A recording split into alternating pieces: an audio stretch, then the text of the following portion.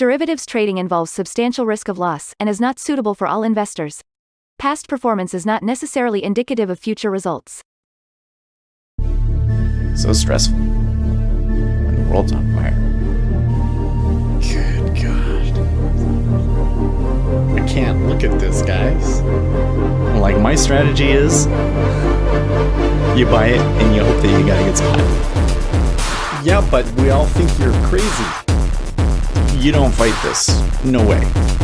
The markets are freaking out and you don't think that anything is wrong? Come back tomorrow and I'll lose it all.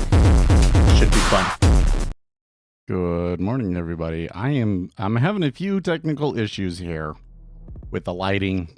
I don't know what the deal is, but none of my lights will come on. And I wanted to start the stream first. So let's start the stream. Let's go through all of the charts and then we'll figure out what's going on with the lights, okay? So here we got the treasuries. Big move on Friday off of that non-farms, but it did eventually end up going higher because of revisions and the unemployment rate ticking down. This week we have CPI highly anticipated. Well, I don't know if it's highly anticipated, but we expect that we will continue to see disinflation, and ergo the Federal Reserve will be even more likely to cut rates sometime before the end of the summer. So we did have a little bit of down movement in the overnight action because of elections in France. The bondholders are just not happy about what's going on in France. And I don't know, we can talk about it, but I'm not an expert in French politics. So S&P 500 pushing a little bit higher this morning, though. And we got oil backing off. We'll see if they come back into this range or not. Gold and silver had a really good run on Friday. Gold and silver could be, if we really do get interest rates cut and so forth, I think you could see gold and silver move considerably higher. And silver did really well on Friday in particular. Kappa? Okay, well, copper kind of middling, but, maybe showing signs of developing a new trend. And we got the Japanese yen, some reprieve in the Japanese yen after weeks and weeks of just dismal downside action. Okay, so that was really good. And that puts the dollar index back towards 104.5, or at least our synthetic dollar index. And then you got Bitcoin taking a bit of a hit last Thursday night into Friday morning before the non-farms. And they're fighting around, but they're still kind of struggling over there in Bitcoin. Okay, so let's try and figure, do I get one of them? I think I might get, yes, I get the ring light.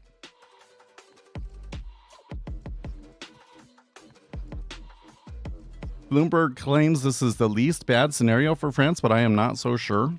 Well, so my understanding of it is this, is that there are multiple rounds of the election and the right-wing party ended up being like the largest before everything consolidates. And we should have expected that all of the left-wing parties, that the losers drop out and consolidate. So I think that some of us in the United States, all we see is the headline like, oh, Le Pen is winning, yada, yada, yada. We don't really know what's going on. But essentially what you get is a very, very divided government that will have a very difficult time agreeing on anything. So is that the least bad scenario for France?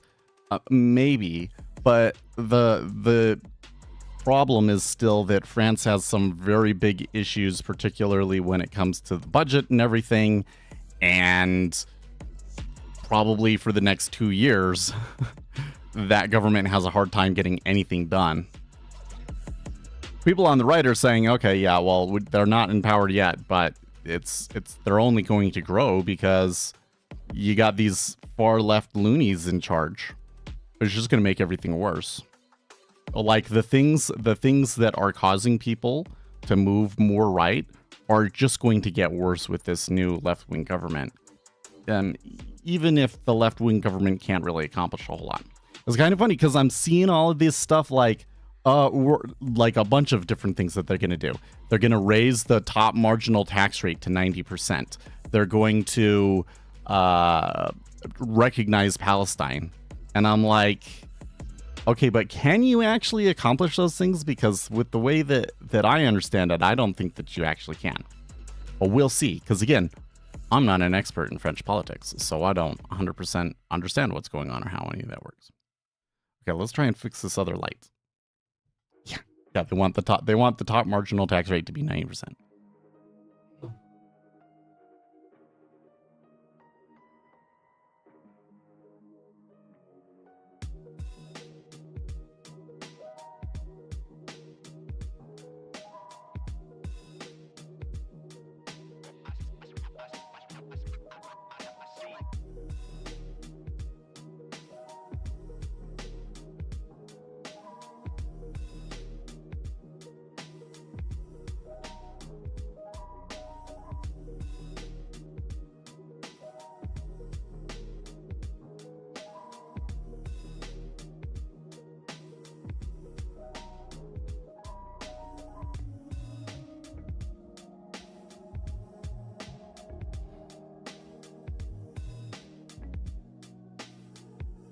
Aha! You gotta keep in mind that you're talking about marginal tax rates, right? So that doesn't mean that their income overall is taxed at 90%. It's that your income after a certain amount is taxed at 90%.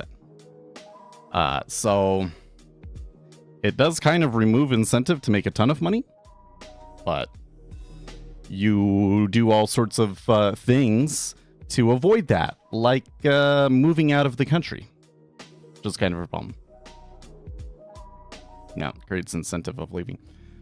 I saw this, where was it? It was on the Unusual Whales subreddit, and people were arguing about this, and it's so mind-boggling to me that people don't understand this.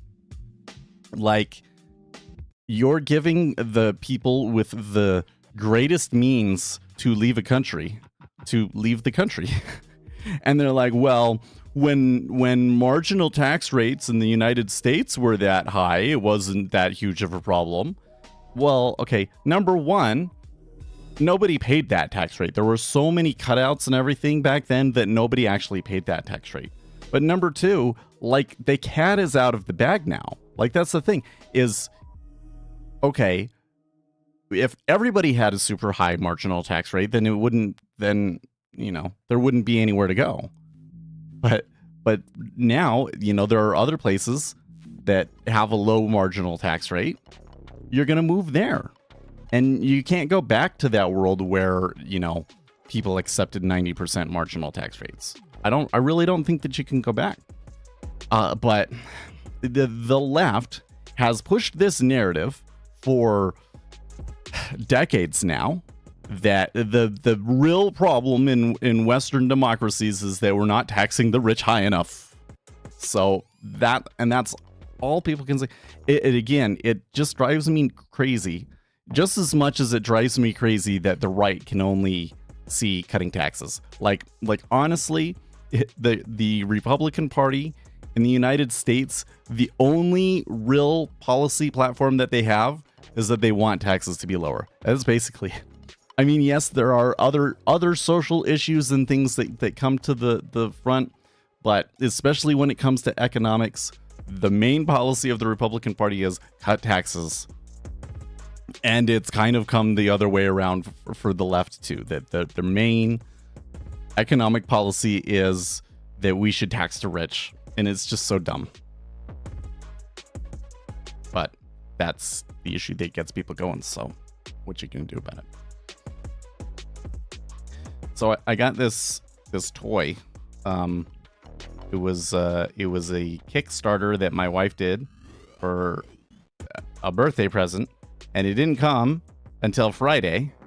And she's like, "Oh, I don't know what I should do now. Maybe I should just leave it so that you can have it for a present for Christmas or something like that." And I'm like, "Heck no!" And I went and I found it. And it's one of those little like sand tables. It's like a table with sand on it and a little ball that rolls around controlled by a magnet and draws pictures in it. So I put it on my side table over here. And it's so mesmerizing, and I just want to look at it. They're sick. I'm looking at this thing. It was only like $120 or something like that. Pretty freaking amazing for $100, man. The only issue with it is most people don't really have a good place to put it. Most people don't have a really good place to put it where you just, you know, you need like a special side room with a bunch of chairs just so that you can sit down. Can I show you? I think I can. Hold on. This might be a little messy. Hold on.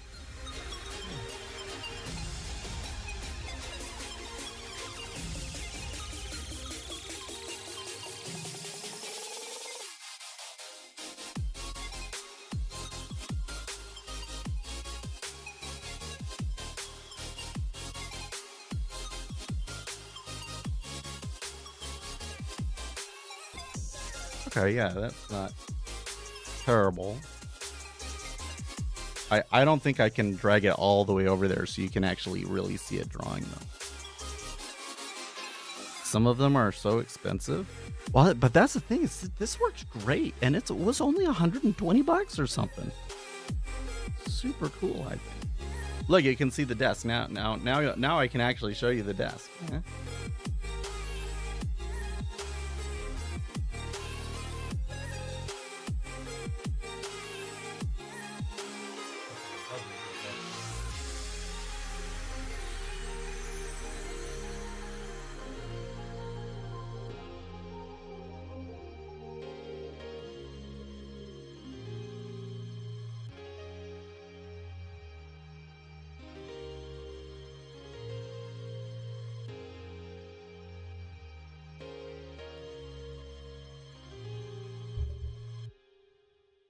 Yes, it has RGB.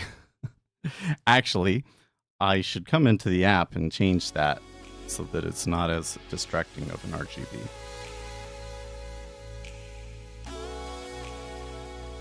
Because I can see it in the corner of my eye, and I just want to go and look at it.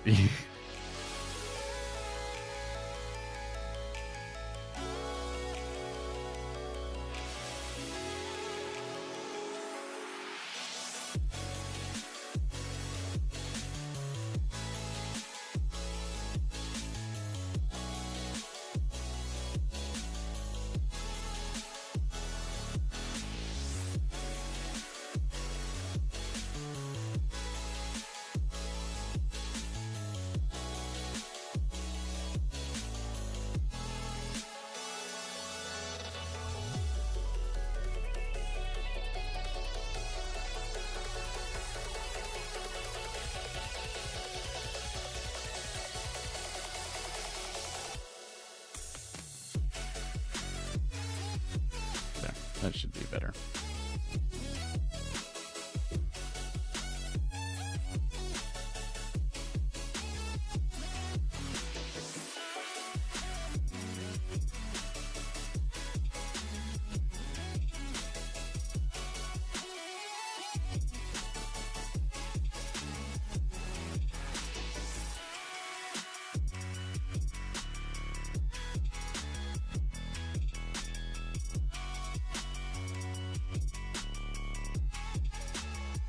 These headphones aren't the greatest. I like the sound of them, but they're not the most sturdy built thing.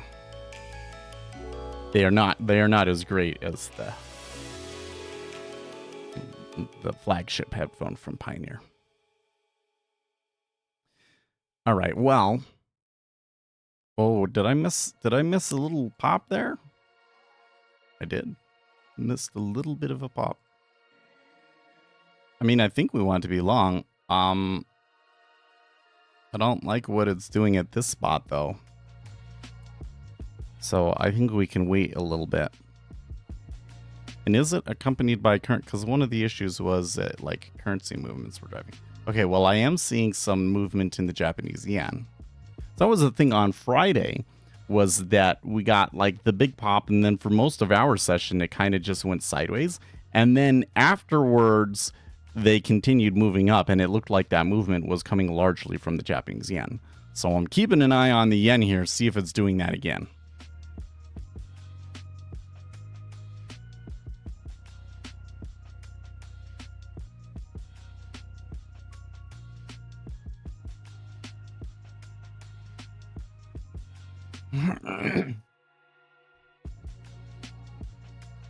Oh, and I have some muffins. I should eat my muffins here.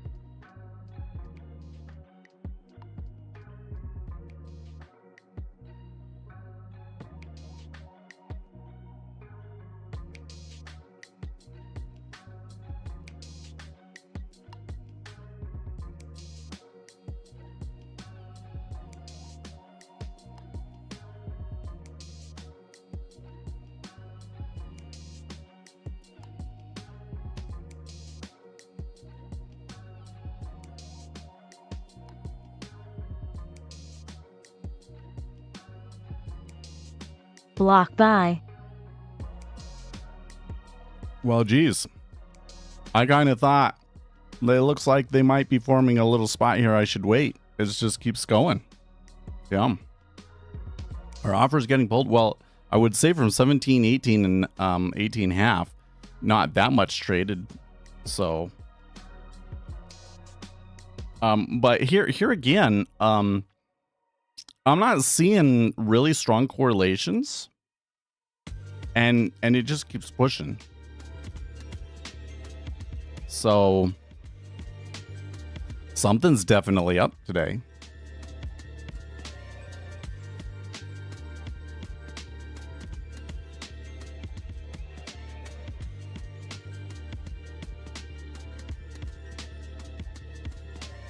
No, there's a back tick there. I don't know. I'm still eating. Let's wait until I'm done eating before I think too seriously about taking a trade. But, you know, I think I might have missed the best trend already, right?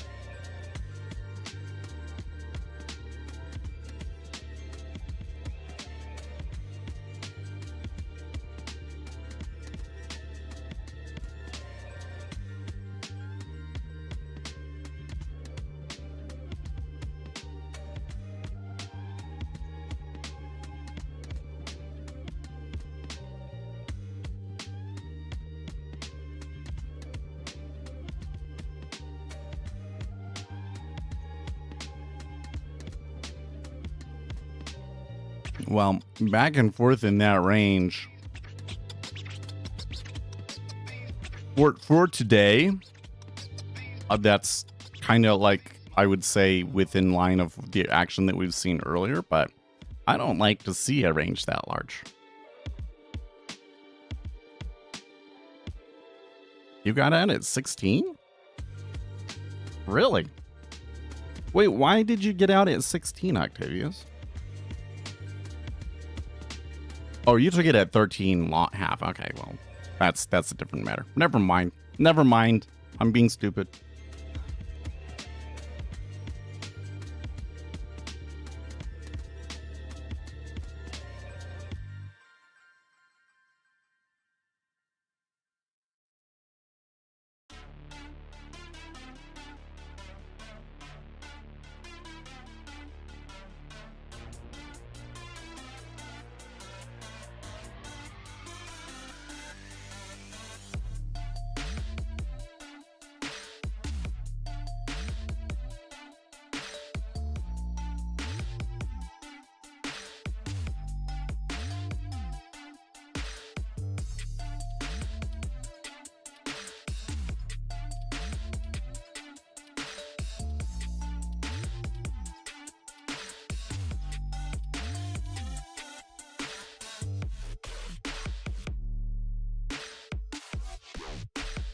Do you think BTF auction? I don't know what that is. So for news today, I've got a 6-month and 3-month bill auctions much later today. That's basically it. U.S. consumer credit. BTF. Is it a British one? The Euro auction? It very well could. Maybe the reason that we're having this move up is because of that stuff. Those aren't on my calendar. I'm not privy to those. I can recall several situations in the past where there was something significant going on with the UK auctions that I didn't know about and, you know, got moves and stuff from them. So I guess we'll see. Say it's in 5 minutes at 9 Eastern. Okay.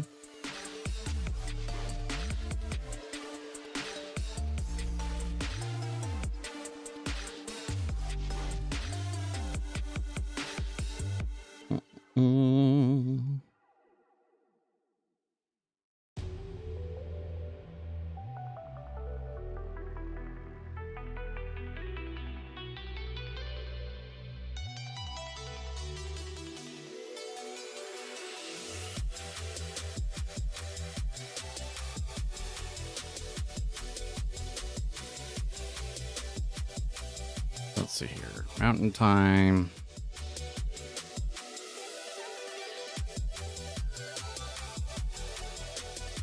Oh, they're French auctions.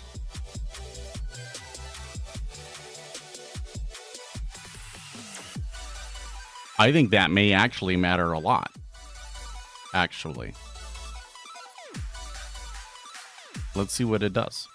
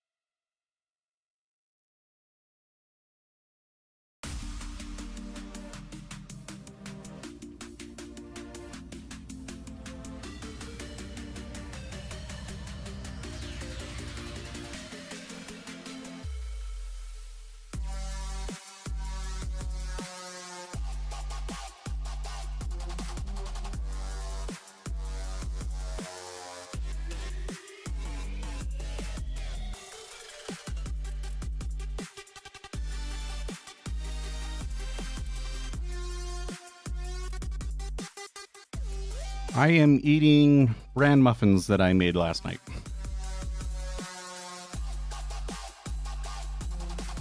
Kind where you have to like crush the cereal up yourself and everything.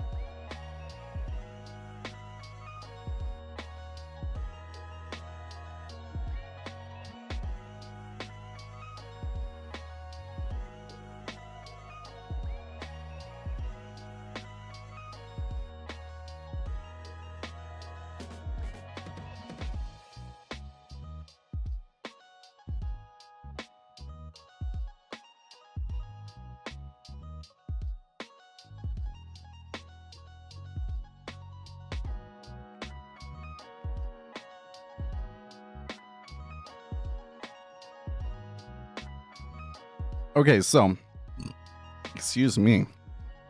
We did see a little bit of movement around when that auction at the top of the hour happened. About a minute and a half ago. It wasn't huge, but it was worth about 4 ticks. So I am wondering if, or to what degree, the action that we saw here this morning was related to that auction. Because the market has been concerned about what's going on in France, and like bondholders in France have kind of been doing stuff and making moves and everything, you know, that may have been having a limited impact on the treasuries over here. I can say the book and everything else definitely seems to be acting a little bit different now. You notice that there is a lot of flickering going on over here. Relatively major shifts happening in the DOM, but it not really going anywhere. So that kind of says to me that like robots and other players like that are kind of trying to stir up activity. I don't know if that gives us a really good trade. I think that kind of means that this is like a holding area, and I don't know what the next move will be. I'm more concerned than I was before, though, about some of this upside action retracing. So we'll have to see. I still don't feel like I have a good handle on what's going on, so I'm gonna sit here. I never took our notes, so let's do that now that I'm done munching on my muffins here.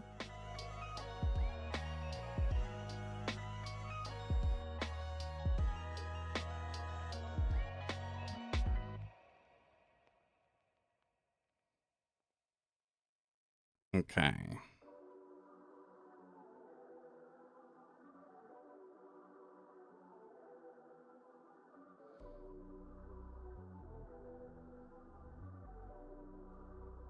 Oh, 705.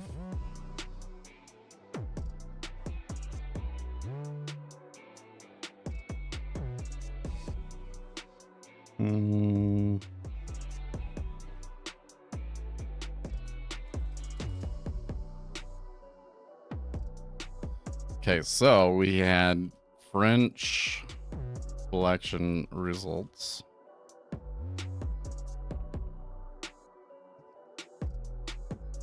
Um, 3 and 6 month bill auctions.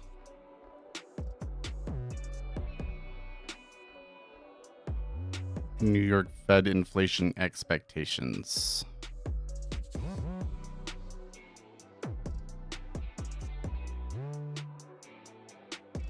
That's basically when the stream ends, though.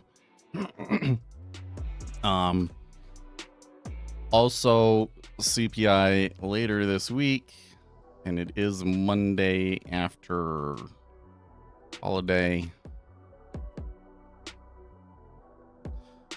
Is there anything else we need to list on here?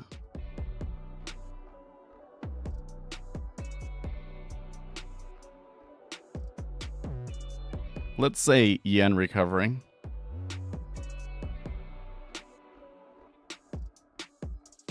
I'm looking at this. If I zoom in a little bit.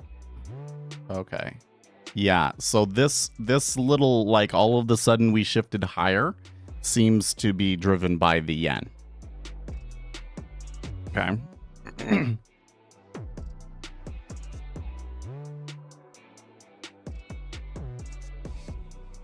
Also, seeing something weird, a huge spike in volume in oil.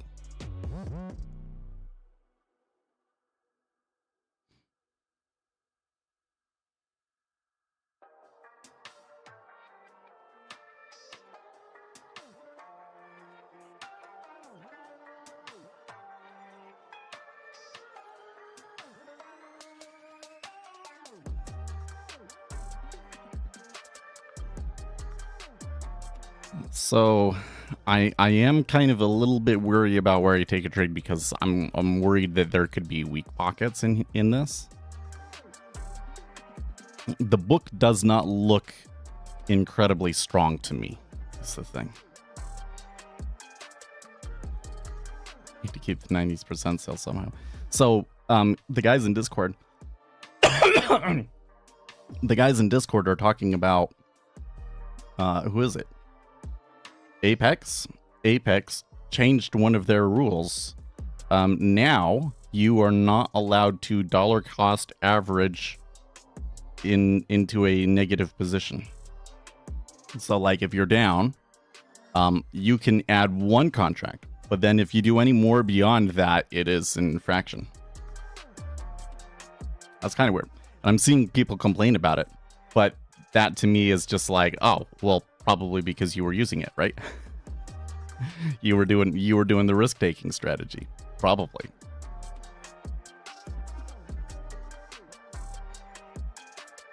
Well, I don't know if you're gonna get a better. I don't know.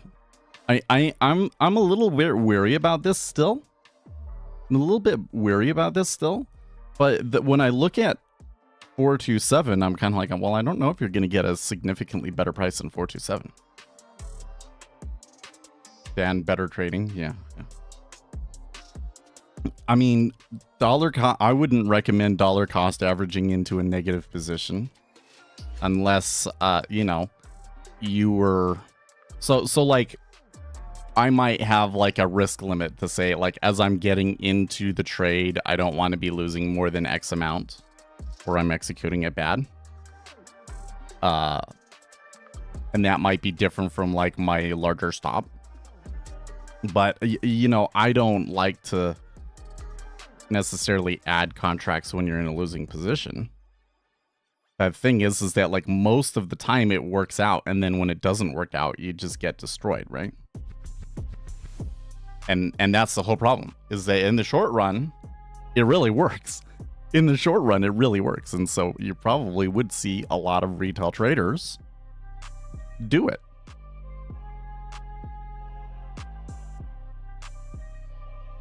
So it's interesting to me that it was a common enough thing that Apex has changed the rule on it.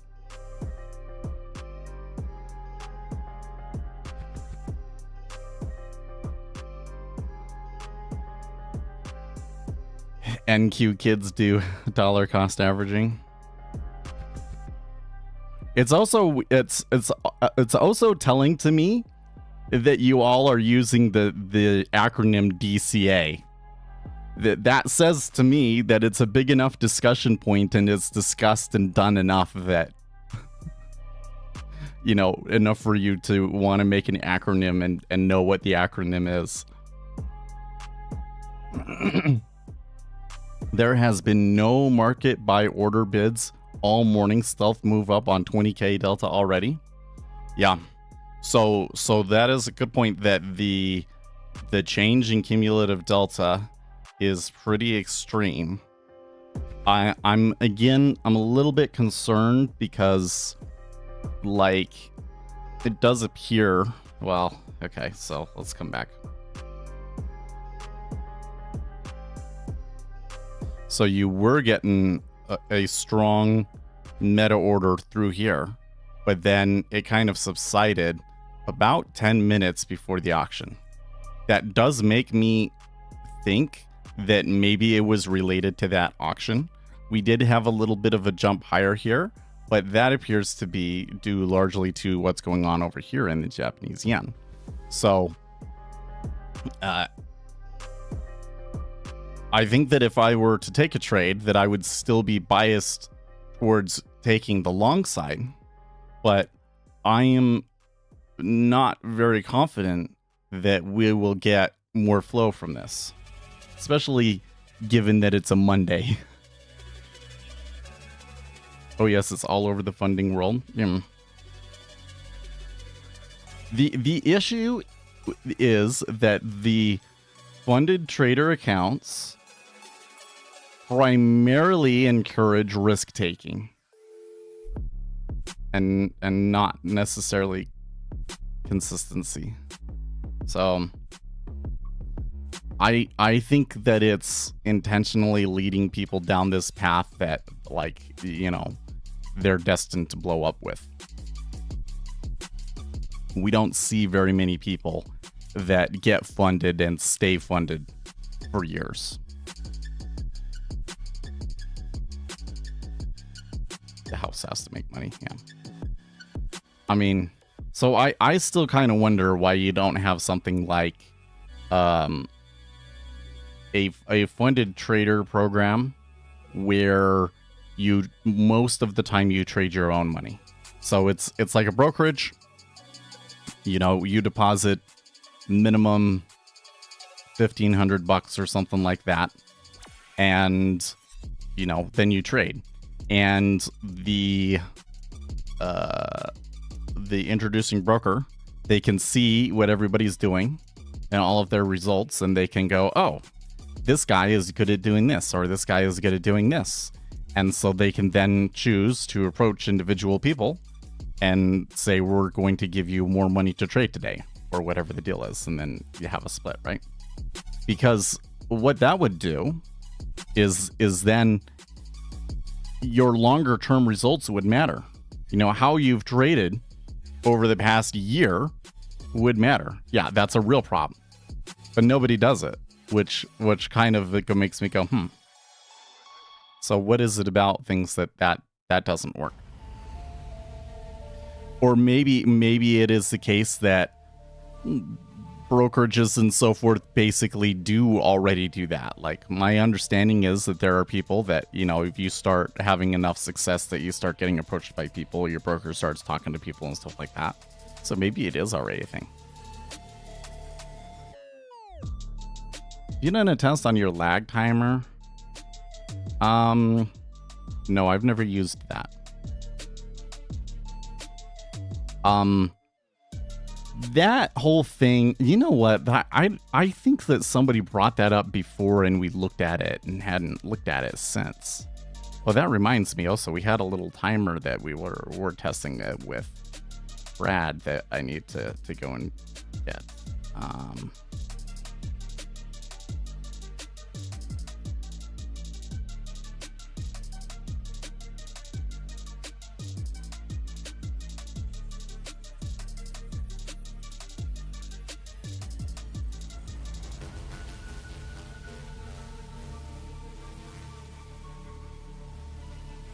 Yeah, give me the link to the lag timer. I remember looking at this, and when going into it, I was like, I don't think that this is actually telling you all what it actually claims to be.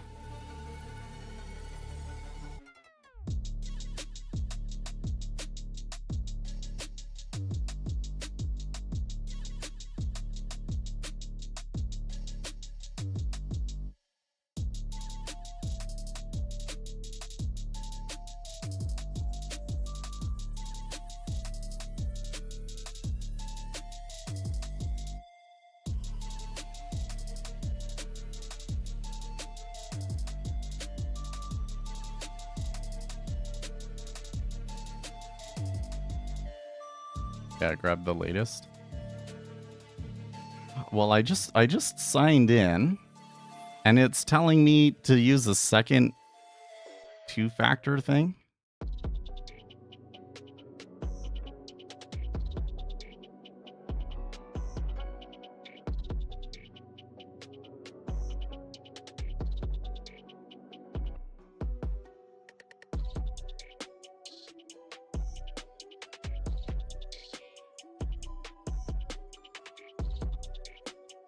Please configure another. I don't understand why it's telling me that. I have the Authenticator app used. Why should I switch it to something else? Not convinced. Not convinced. Well, let's see if I can view Brad's repository now, though. No, that does not work.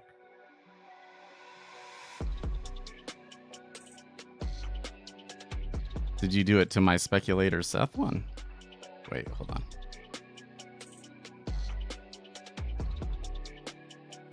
I did remember getting a GitHub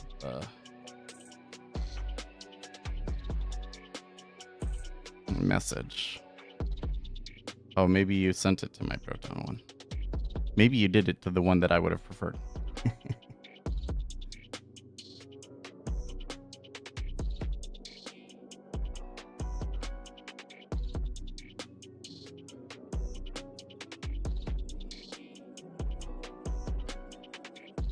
Ah, yes, it was.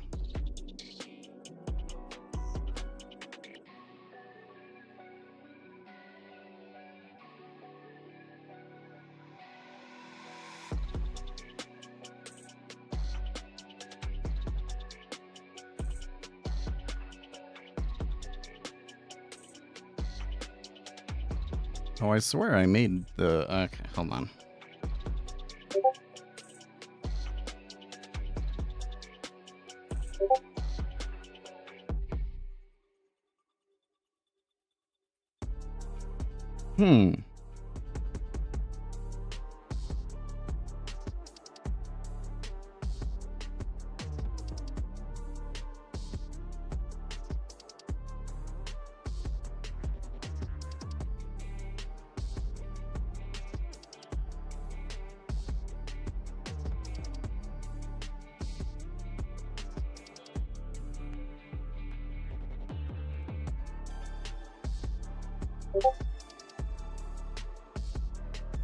Oh, maybe I haven't actually used that one. No, wait, what? That's so confusing. Okay, whatever.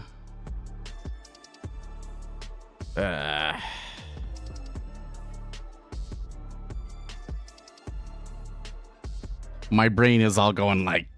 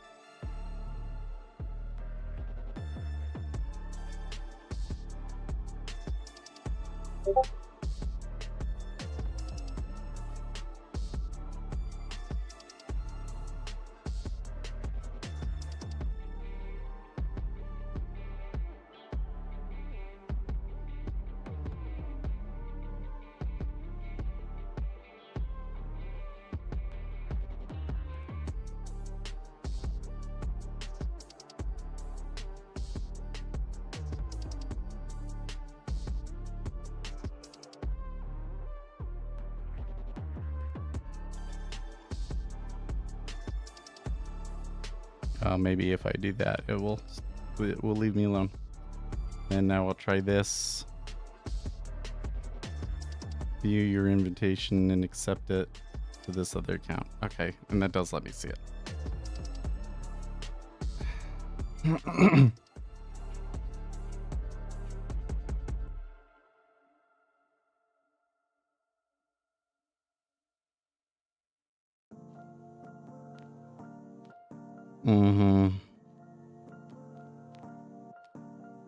Okay, how should we do this? So first of all, this web page that you got here that you sent me to, where it says like here is download, and it does not take it's not giving me the full URL.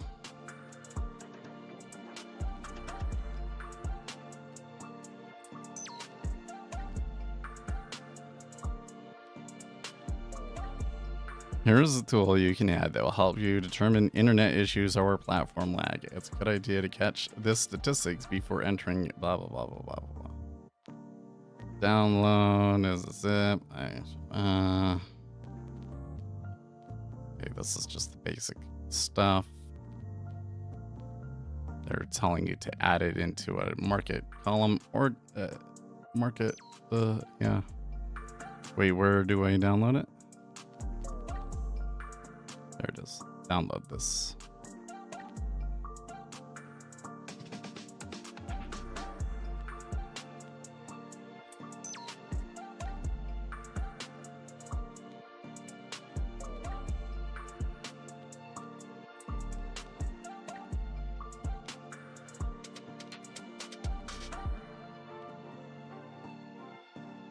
So there's a CS file.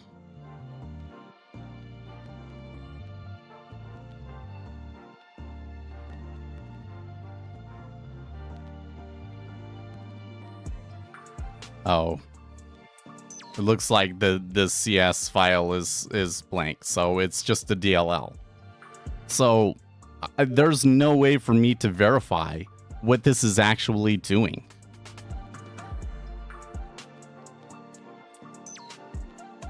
There's no way to verify what that's actually doing. I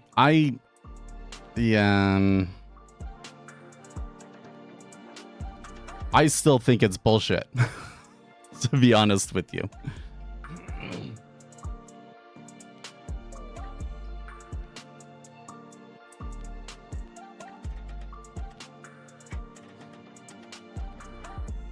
Without being able to see the code, there's no way for me to verify how it's making that number up or what it thinks it's doing. For all we know, that is some Trojan that allows them to see all of our trades, right? Like,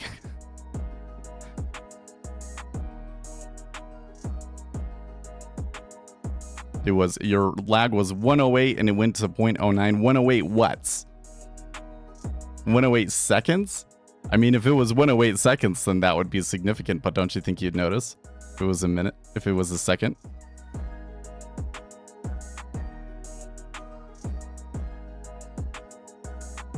Or maybe it's comparing the clock on your machine to a internet timer sort of a thing, which, you know, I don't think I have that running on this machine anymore. I used to have stuff like that going in the old one, but it's Windows 11. It's different stuff. What do you mean you've noticed the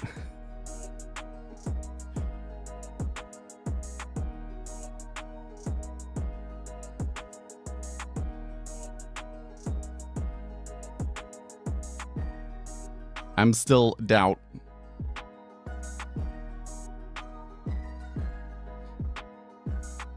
And since I can't see... No, don't keep this file in editor. I just close the editor, actually.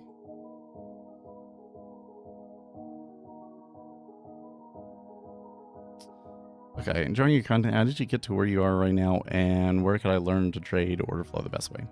Okay, so I think that the best way to learn how to trade order flow is my free video series that I have here on the channel, the order flow video series. It's like 5 or 6 videos. And the reason why I think that that's the best that you get out there is that I don't just go through and explain to you, okay, here's what the DOM is, here's what people are looking at. Some people will explain setups to you. I give you like the 2 most basic setups, the catching the edge and what do we want to call it? Iceberging, I guess you could say, right? But then I go into the literature and I explain the empirically derived behaviors that we see from the literature that are going to be the most helpful to you.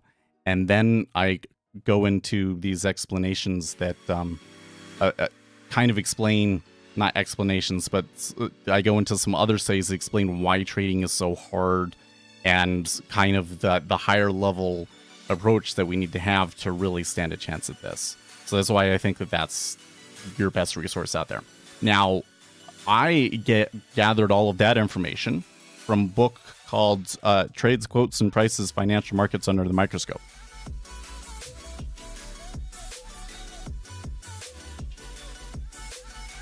Here it is right here. Trades, Quotes, and Prices, Financial Markets Under the Microscope by Jean-Philippe Bouchot et al.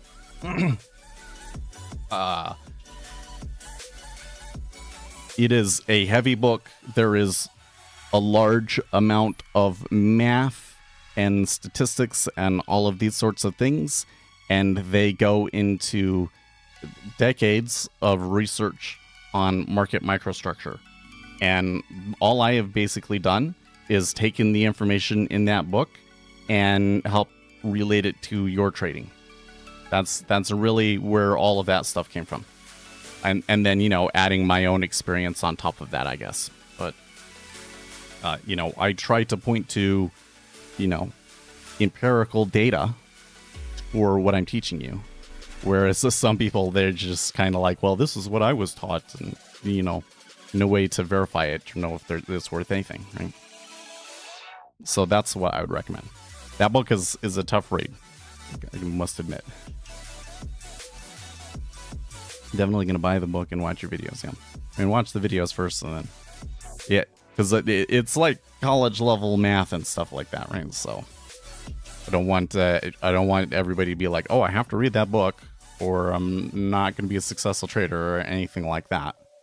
That's really more like if you are into the math and you really want to get deep into this stuff, that's where you start. That's the entry point. Is you read that book.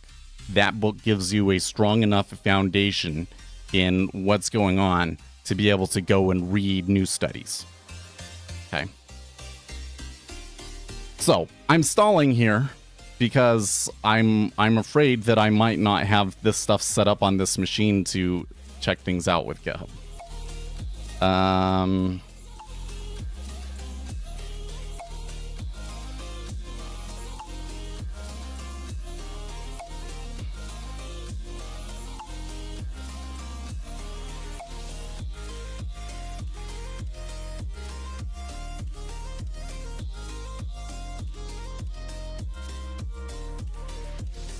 No.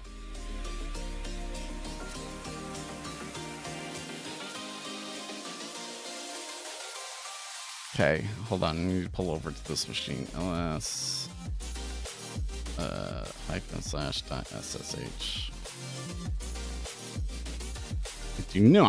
I do not, in fact, have it over here.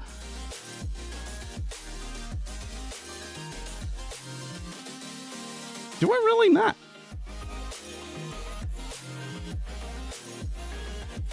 Nah, that can't be right.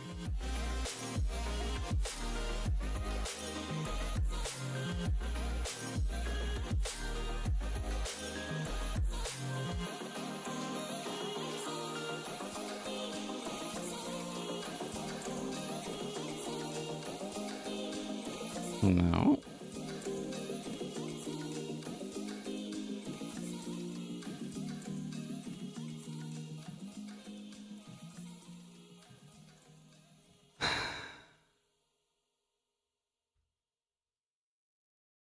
Okay, there's one. Was like, I'm not seeing an SSH key.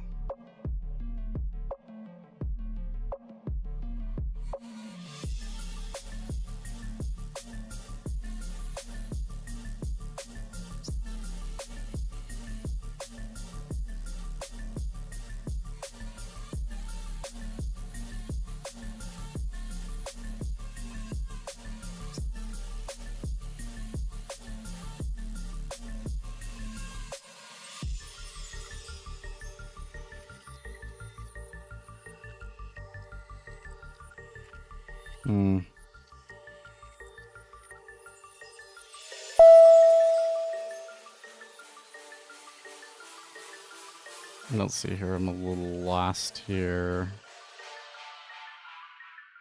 How come my chat over here is not showing me all of the messages?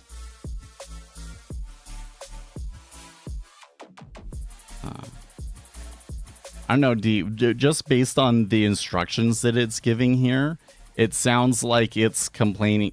They're talking namely about the difference between the time on your machine and like official internet time or something like that. And I don't really see how that would make a difference to anything here on NinjaTrader. Like, it receives the messages when it receives them, and how it timestamps them is irrelevant because it's using its own timestamps.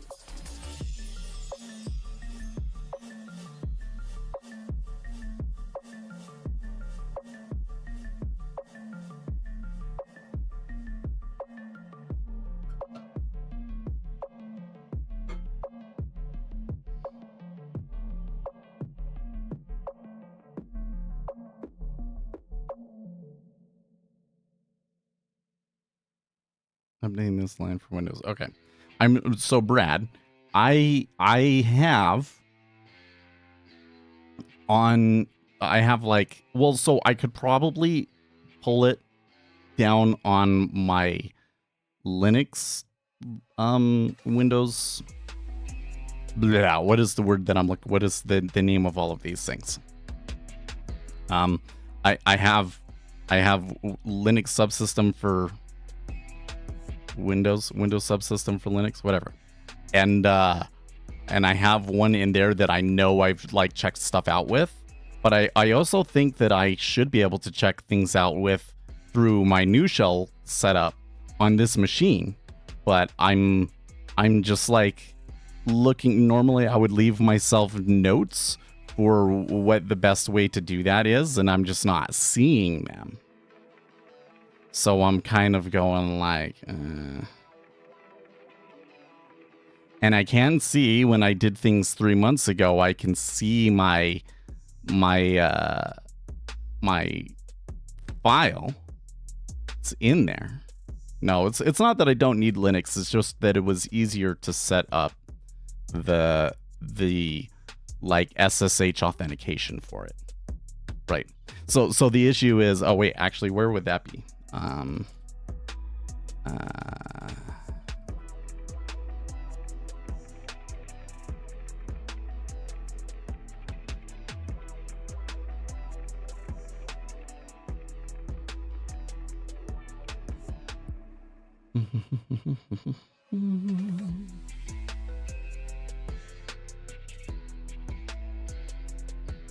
Oh no, I cloned it. You didn't see that? Where is it? Or did you change something and you're saying try again?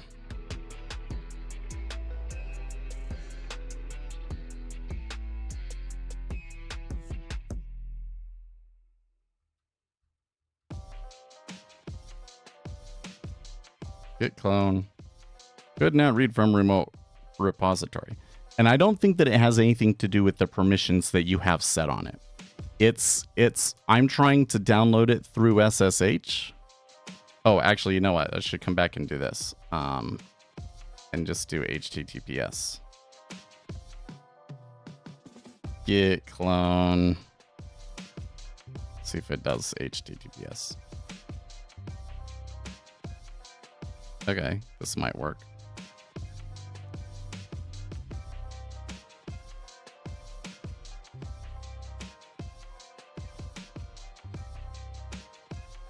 Okay, that did it.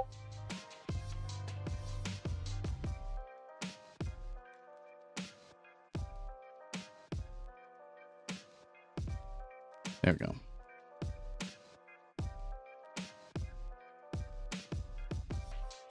Dun, dun, dun, dun, dun. I love you.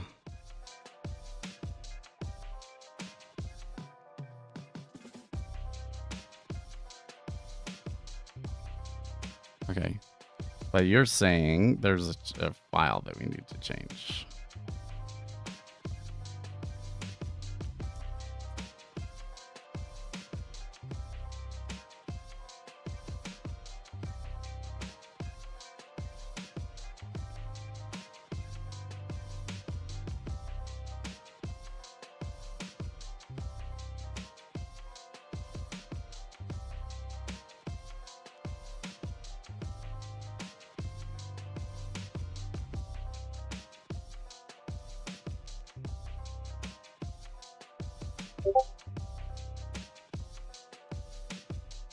Right here. Oops. Okay. Update this for Windows. Composite alpha mode. Composite alpha mode post multiplied. Dot alpha default. Yeah, here. So is this the line 72 in main.rs? Or is it already what it needs to be?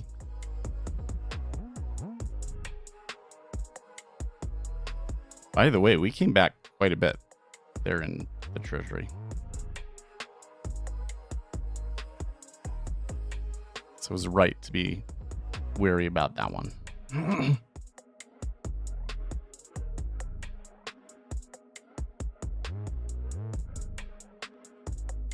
He says yes. So then that means that the next thing we do is cargo build, right?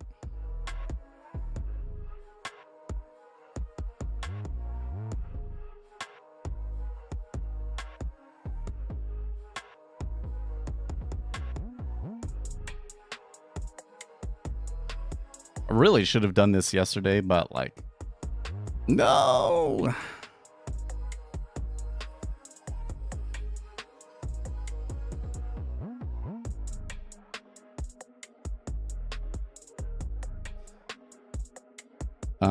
You have to update to Rust C 1.79. And what am I on?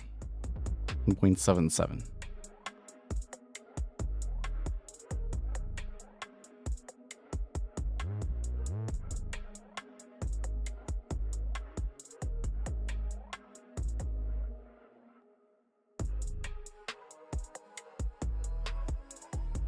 There we go.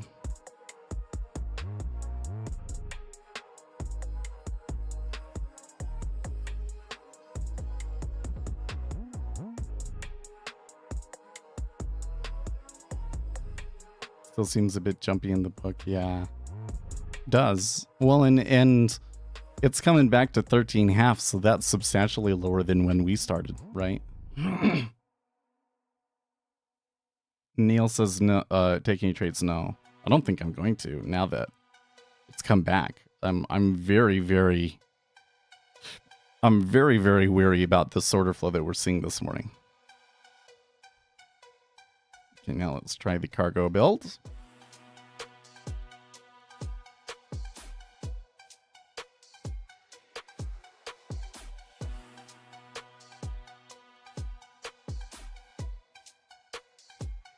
I really think that the thing that Rust does well, that I feel like makes it a game changer, is not the way that it does memory management and that it forces memory safety and everything, but rather that things like the building and the dependency management and all of that is built into the language.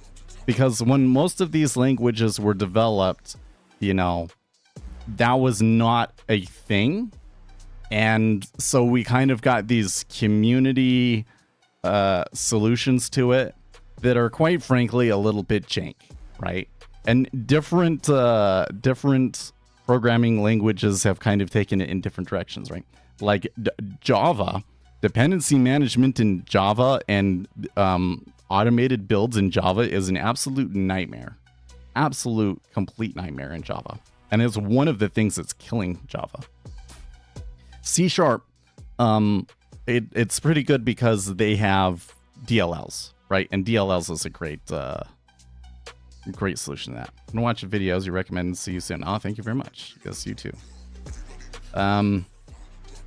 So C#, it's okay.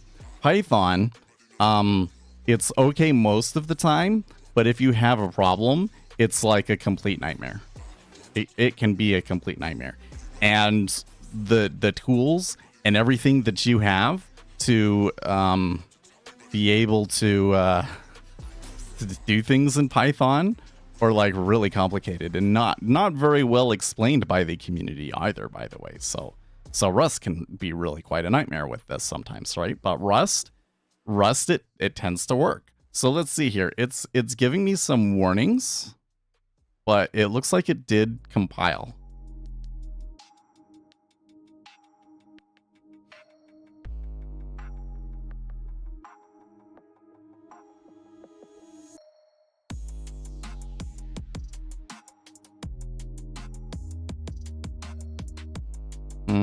Let's see here.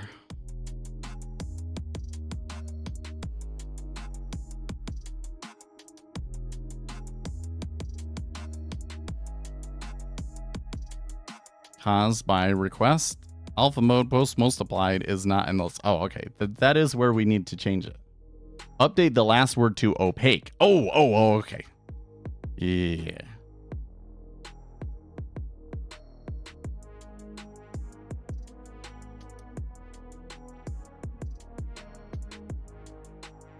Instead of saying post multiplied, oops, I say opaque. How do I spell that? Opaque way.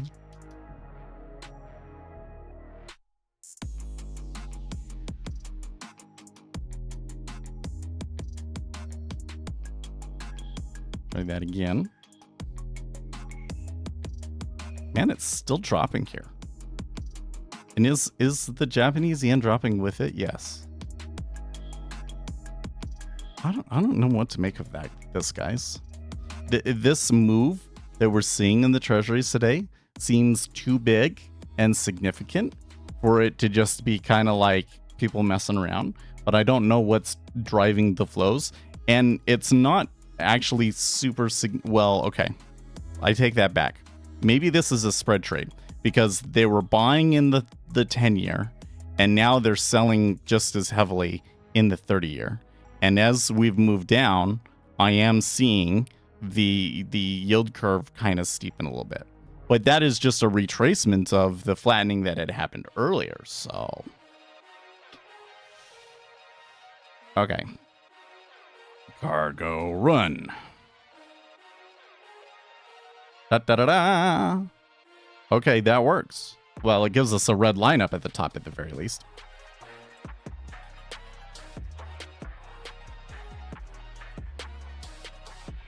This spot must be their cost? Oh, I don't know. Actually, you know what? I had an issue the other day and I was rebuilding this chart and I'm just realizing that I didn't have my cost basis indicator on here. So let's fix that.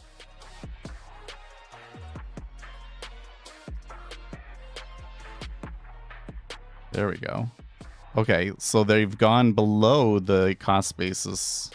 Both of the cost bases. Here.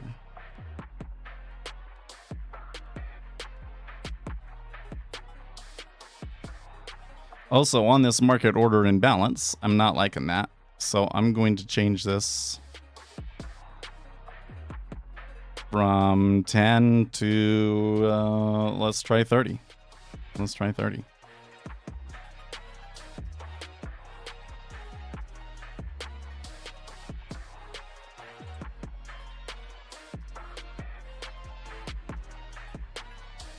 It's counting down for the 11 a.m. event. Oh, very good. Well, I can see it is counting down, right? So here's the first question. Is the very far left over here, like when I opened it up?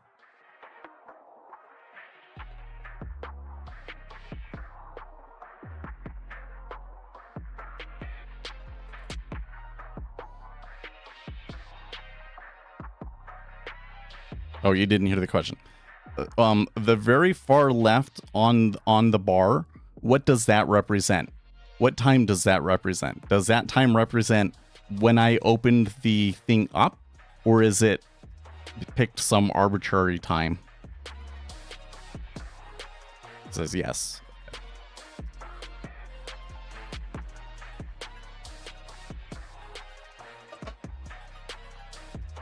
That's from when you started the app. Yeah. So when we get to the point where we're adding settings, I think the first thing that I would say is, you know, give it like a specific, give me the ability to define a specific start time, right? And what I will do is I will basically say when the stream started, right?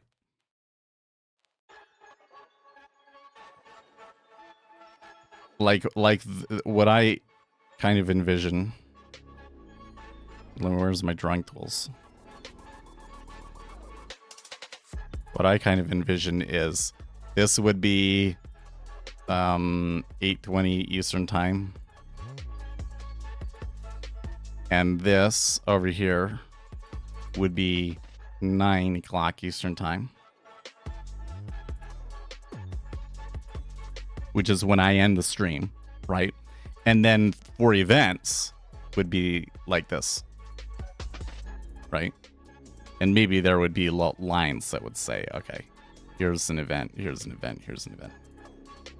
With the ability to like hide the names. Like maybe if I click on it or maybe there's a button, it will show or hide the names, right?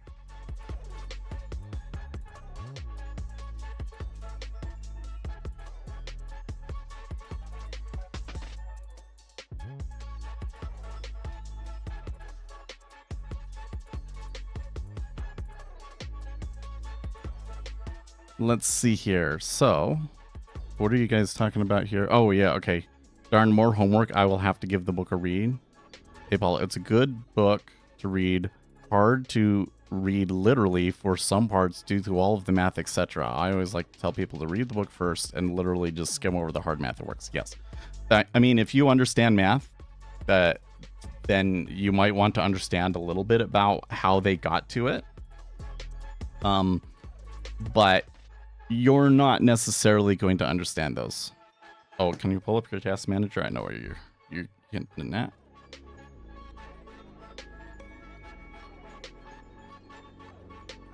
Here's the, is it the cargo.exe? Oh, here's the event calendar. 129 megabytes. That sounds reasonable.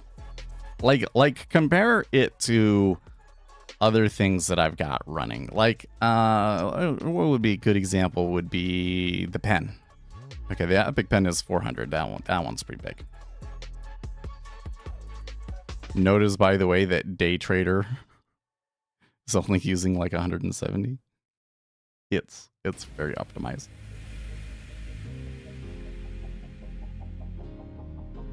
And that is in dev mode too, you're right.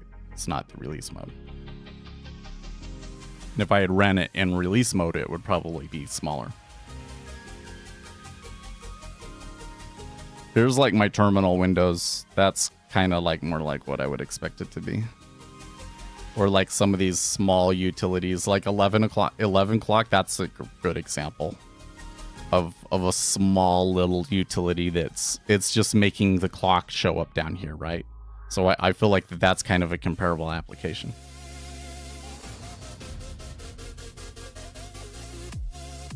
Brave browser, why is that the one?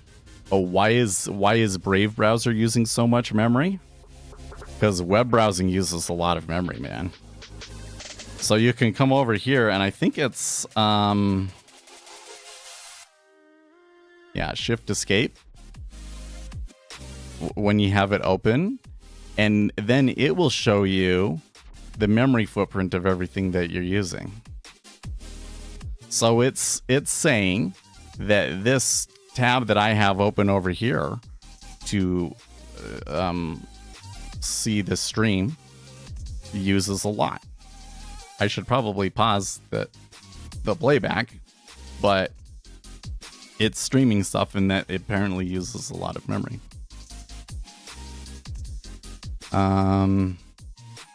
Some of these I'm like, you know, could probably close. Oh, where is it? This one over here. Installing Minebird Network Time Protocol. That might be worth checking out later, because I remember having this installed on a machine before and not.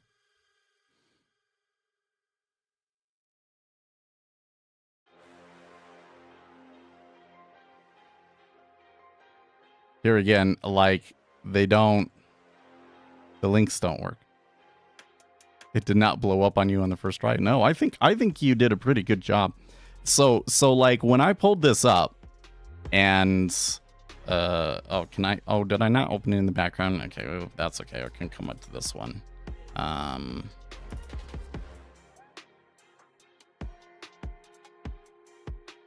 There we go. And there was this README file, right? And you actually had done the README file. That says to me that, like, okay, you've done your work. Because that's always like the first beginner mistake that I would make, is I would make something and I would commit it, and then another member of the team would want to use it, and they'd have to ask me what I had to do to get it to run. Now in this case, you know, what you have to do to get it to run is standard, right? You just cargo run, cargo build. But you still made it. So I felt pretty confident when I was doing this that it ran. Like when it ran the first time and it immediately shut down, I'm like, no way is it just blowing up on me, you know? But anyways. Yeah. But to reiterate, I'm thinking where we should go with this is have us be able to define a start and end time, which I would define as the start and end of the stream.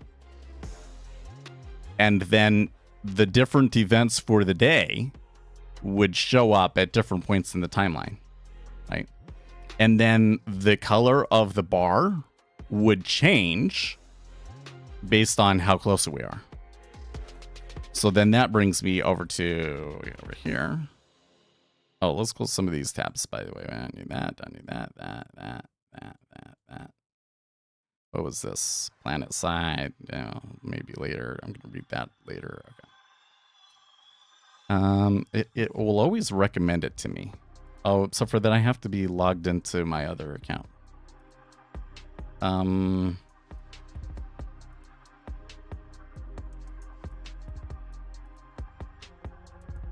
It's this right here. Oh my gosh.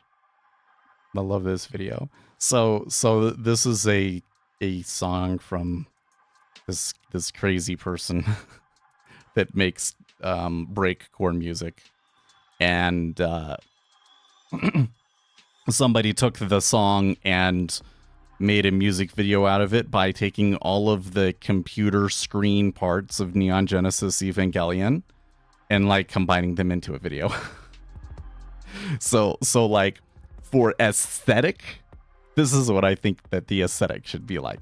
So like just as an example here on this, do you see how they've got like, oh, can I like really zoom in on it? See the way that they do the scale, the axis here, where it's like fine lines with lots of little dots and then the numbers. Okay. That gives you a part of an idea of how to make it look. All of the text is red. Well, it's kind of an orangey red, but see here again. Fine lines. Ticks.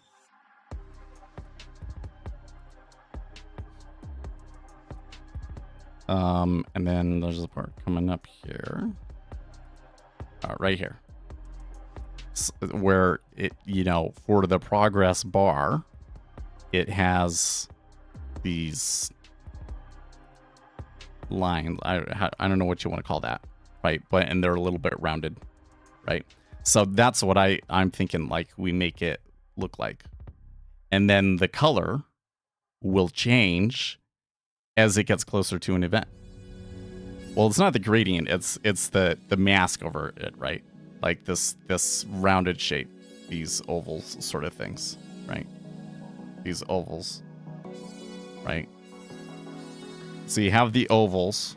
So I'm thinking you have the ovals, and then you have this part too. I mean, it would be literally exactly like this. Is just that you'd have the little to be like a tick would be like every 5 minutes or something like that, right? And then the color, instead of it going from teal to blue, it could go from like, well, maybe you have settings and you can change it, but it would go from one color, and then I would make it more orange as it approaches the event, and then it would shift again. Yeah. And that's how I would make it look cool. And like the thing is that I don't think that would be a huge ton of work to make it look like that from here, right? But first we should change the behavior so that it's like this is the beginning of the stream, this is the end of the stream, and then there's lines where the events are.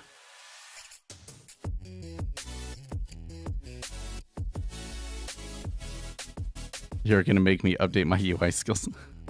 Well, yeah, that's the other thing is we'll have to make a little window where you can change some settings, huh? So I have no clue how that works. That might be a bit of a rabbit hole.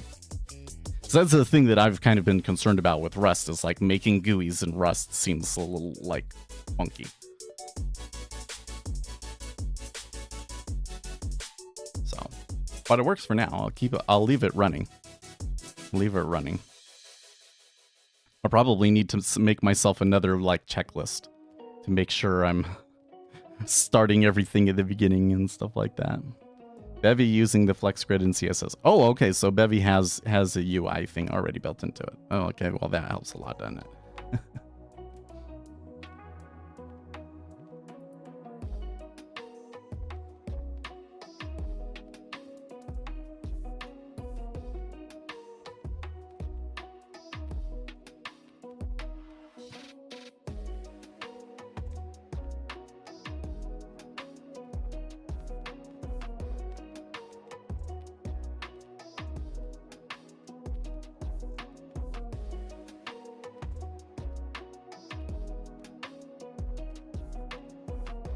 How did I get that? So now I'm going back to the lag issue sort of thing.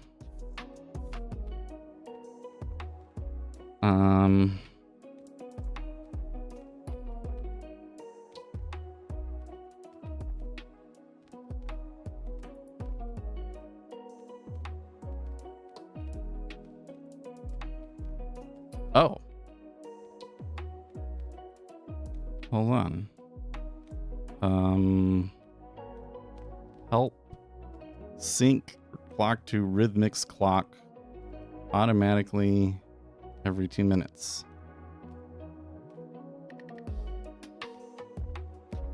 Okay. So R is going to restart here. Hold on.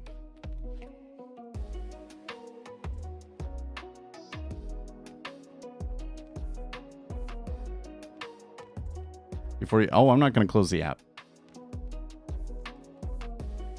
And keep it running. Okay. Now I've got that running.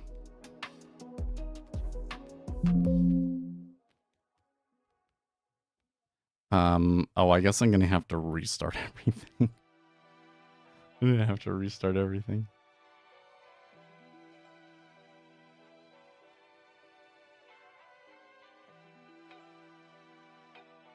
They can't see the namespace where Rhythmic is putting stuff into.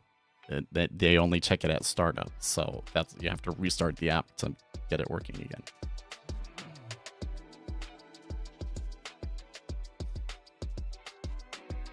Oh, I totally forgot that Uzi was on vacation, by the way. Good morning hello from Michigan. Yeah, welcome. Oh, so you guys didn't leave, what, you were just on vacation, right? I was going to say it wasn't because of the hurricane, but then no, the hurricane is hitting Texas.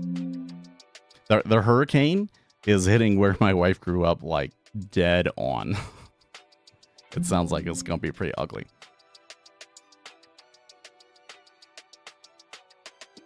Okay, is it still giving me grief here? So I am getting messages in Rhythmic. Ninja Trader is not doing anything. Reconnected successfully over here on the Jigsaw side. Oh, but it's not getting anything, so it's probably trying to, yeah. Okay, hold on. Disconnect. Connect. Pending. That's not promising.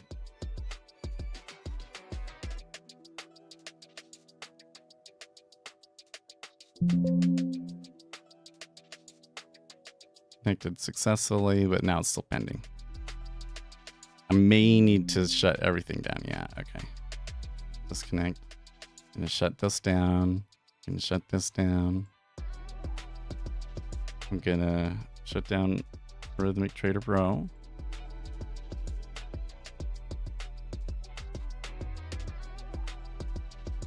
I'm gonna just show you my face while I'm trying to fix that.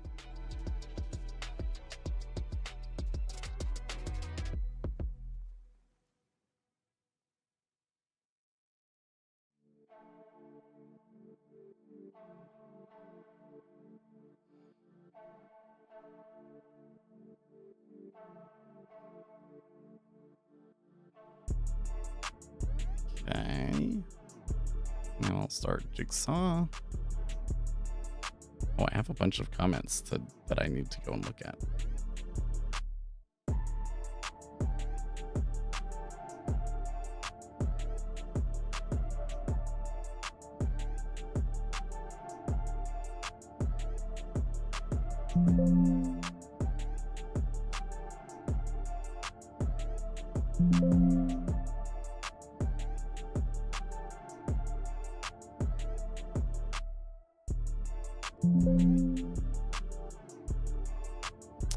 Does not like. Does running it in administrator like screw something up? This is a very interesting problem to me that I've just created for myself.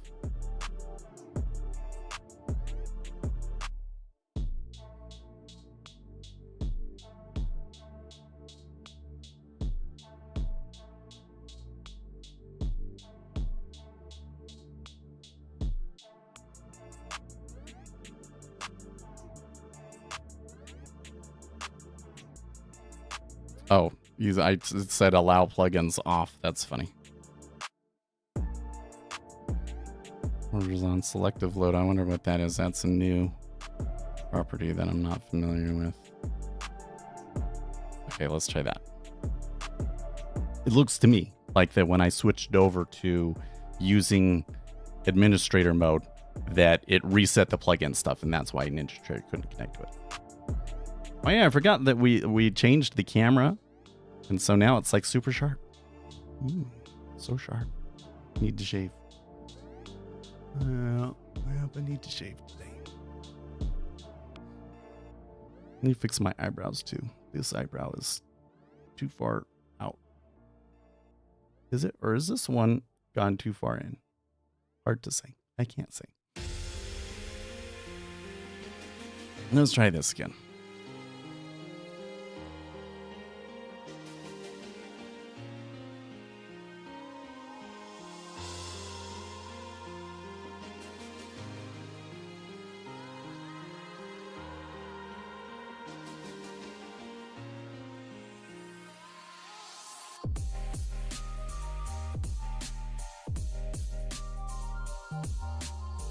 Okay, that was what the problem was.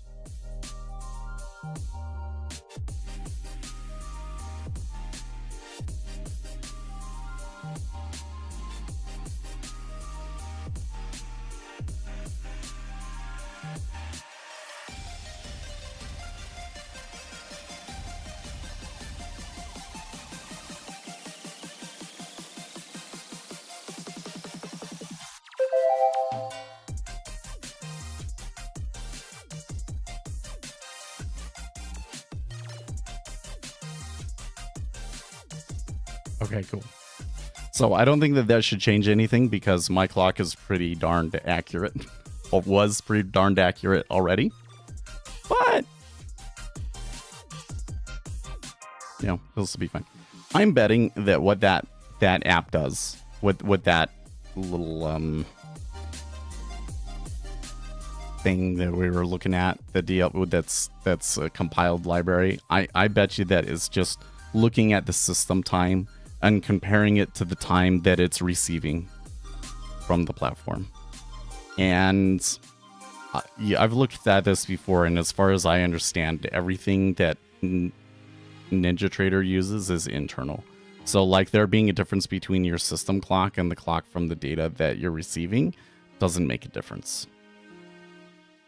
But we do like to have our clock to be as accurate as possible so that we're, you know, just because for historical purposes and everything, so that you can see exactly at this time this is what happened. Good. Okay, so now that we got that all worked out. Oh, why do I see up there it says Epic Pen? That's weird. So here, where's my Epic Pen? My Epic Pen is over here. If I close, yeah, no, it's just close the toolbar. Where'd you go? There you are. Exit. And then it disappears. Huh.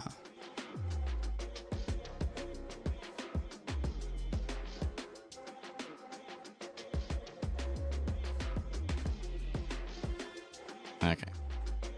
Well, it's been a journey today, but I think I've kind of sorted out everything that we needed to do today, right? interestingly enough, so we saw a bounce.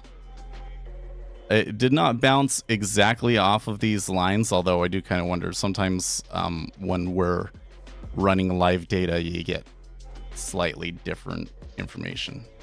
I think the deltas look correct there, so we had a pretty excessive drop off, especially like this. What's with that? What the heck? Okay, came back and then immediately shoved back. So what's going on over there? Well, we are seeing movement in the Japanese yen higher, and it's following that same pattern as well. So this right here was the non-farms. Could there be some intervention going on in the Japanese yen? Potentially.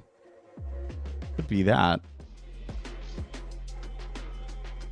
But overall, that makes me a little bit nervous about taking a trade. So I expected that we would be, flows would remain long with a lot of pockets that you could fall into. And I think that drop all the way back to like what, 12.5 was more than just like a pocket, right? So I don't think that the flows are very much in line with my predictions. There appears to be something else going on that I am not privy to.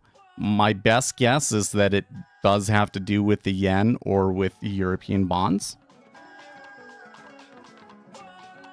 But your best guess is as good as mine. And it's a Monday.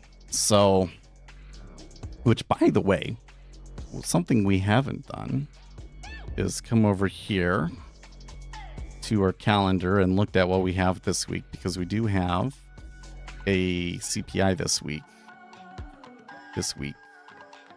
There we go. So the interesting thing about it is that we don't get CPI until Thursday. So it's Thursday and Friday, which I hate, but that's what it is. Oh, there is a 10-year bond auction on Wednesday. Okay, that's important to note.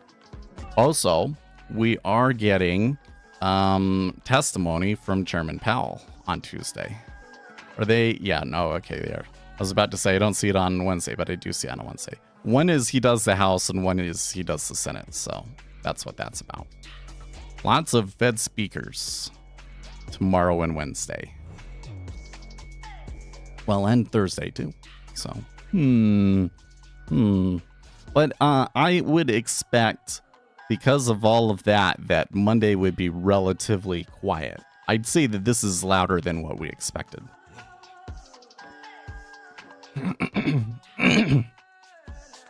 Oh, by the way, Brad, does it do anything when it counts all the way down, like play a sound or something like that?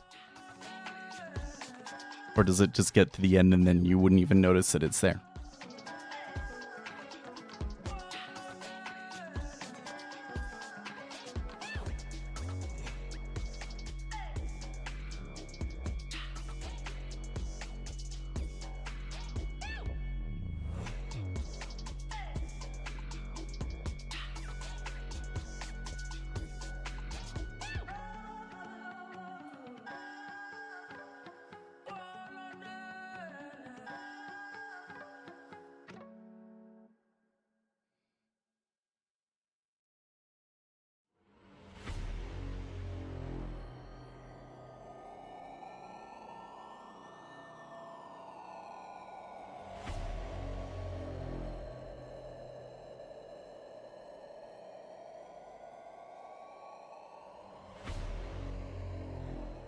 I'm reading through here a little bit.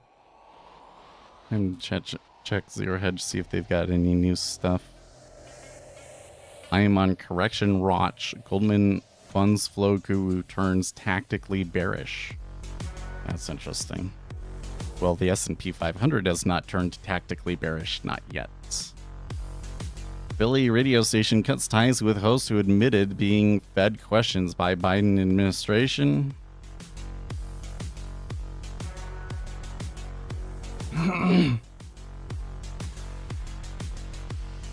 Delivery drivers being accompanied by armed guards due to crime concerns in California. That's insane.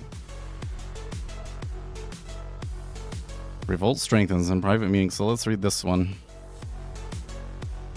The sandcastle that is Joe Biden's re-election campaign was eroded by another wave on Sunday as senior House Democrats told Speaker Hakeem Jeffries they've concluded Biden should call it quits. The tide will only rise this week as Congress reconvenes on Monday, with Democrats increasingly worried about Biden's effect on their own races and under pressure from Democratic mega donors who see Biden's campaign as hopeless. According to the New York Times, a private virtual meeting hosted by Jeffries, 4 senior Democrats who are ranking members of powerful committees said Biden should leave the race. Jerry Nadler, Adam Smith, Mark Takano, and Joseph Morelli. The meeting opened with some members speaking in favor of Biden. That sprint was short-lived. The 77-year-old Judiciary ranking member Nadler, who himself appeared to have soiled his pants at a 2020 press conference, is said to have been the first to declare Biden's candidacy unviable. Running for re-election himself, Nadler may be a hypocrite, but he's at least immune to the accusations of ageism. Well, and I would think that you having that problem yourself would make you even more likely to be like, hey, maybe this isn't okay.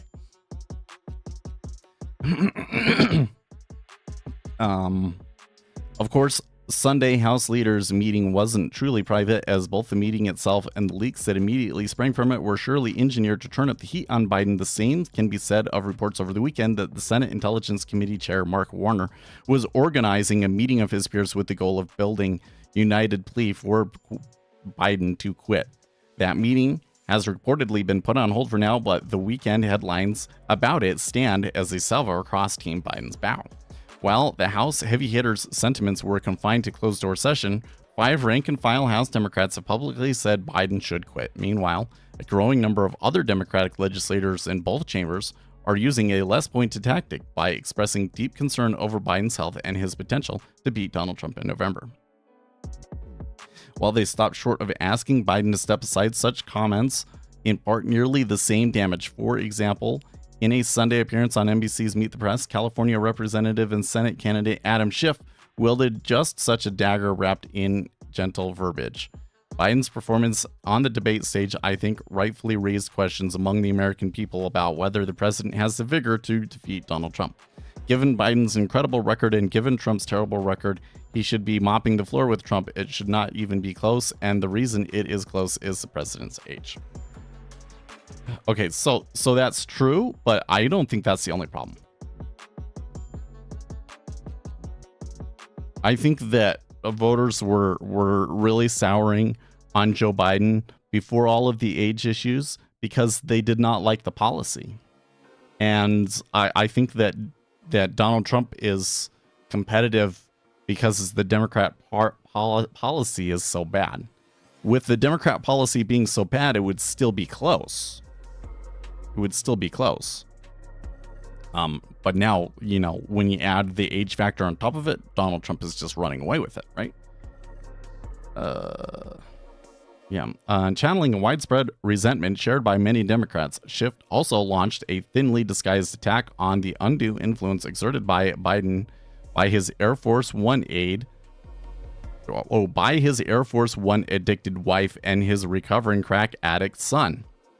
What I would advise the president is to seek the opinions of people you trust. He's obviously talked to his family about this, and that's important, but he should seek out people with some distance and objectivity. Yeah. You know what? If I was in that situation, I wouldn't give a shit about what my family thought that is. Because I don't think that, they're not qualified to make that kind of a, call and know what's best and everything.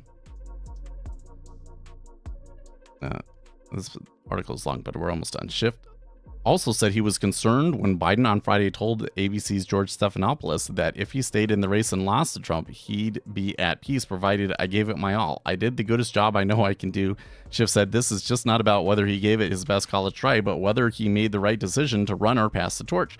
That is the most important decision for him to make right now. Schiff's comments and similar ones from other representatives and senators reflect a hopelessness that Biden can be nudged into exiting the race without having to endure enormous humiliation that would come from dozens or hundreds of legislators using more forceful tactics. However, with only 42 days remaining between now and their convention, panicking Democrats' patience will likely end this week. Rob Ryan, it's time to stop effing around. If the convicted felon wins, we lose our democracy. Joe Biden has effectively served the U.S. with honor, decency, and dignity. It's time for Biden to step down. So, now let me finish this slide. This week is key. An unnamed Democrat representative told the Financial Times after Tuesday morning's House Democrats caucus meeting, we will know if there will be a push by members to Biden to step down or not. Tuesday morning. Okay. So the first thing here is keep in mind that this was all kind of happening over a holiday week. So the holiday week does weird things to the news cycle and the legislative cycle and communications and all of those sorts of things, right? So I wouldn't have expected him to drop out before the 4th of July. It was possible, but I was kind of thinking if he does anything, maybe it will come after the 4th of July. And so I think that there will be people that will be kind of giving him that leeway.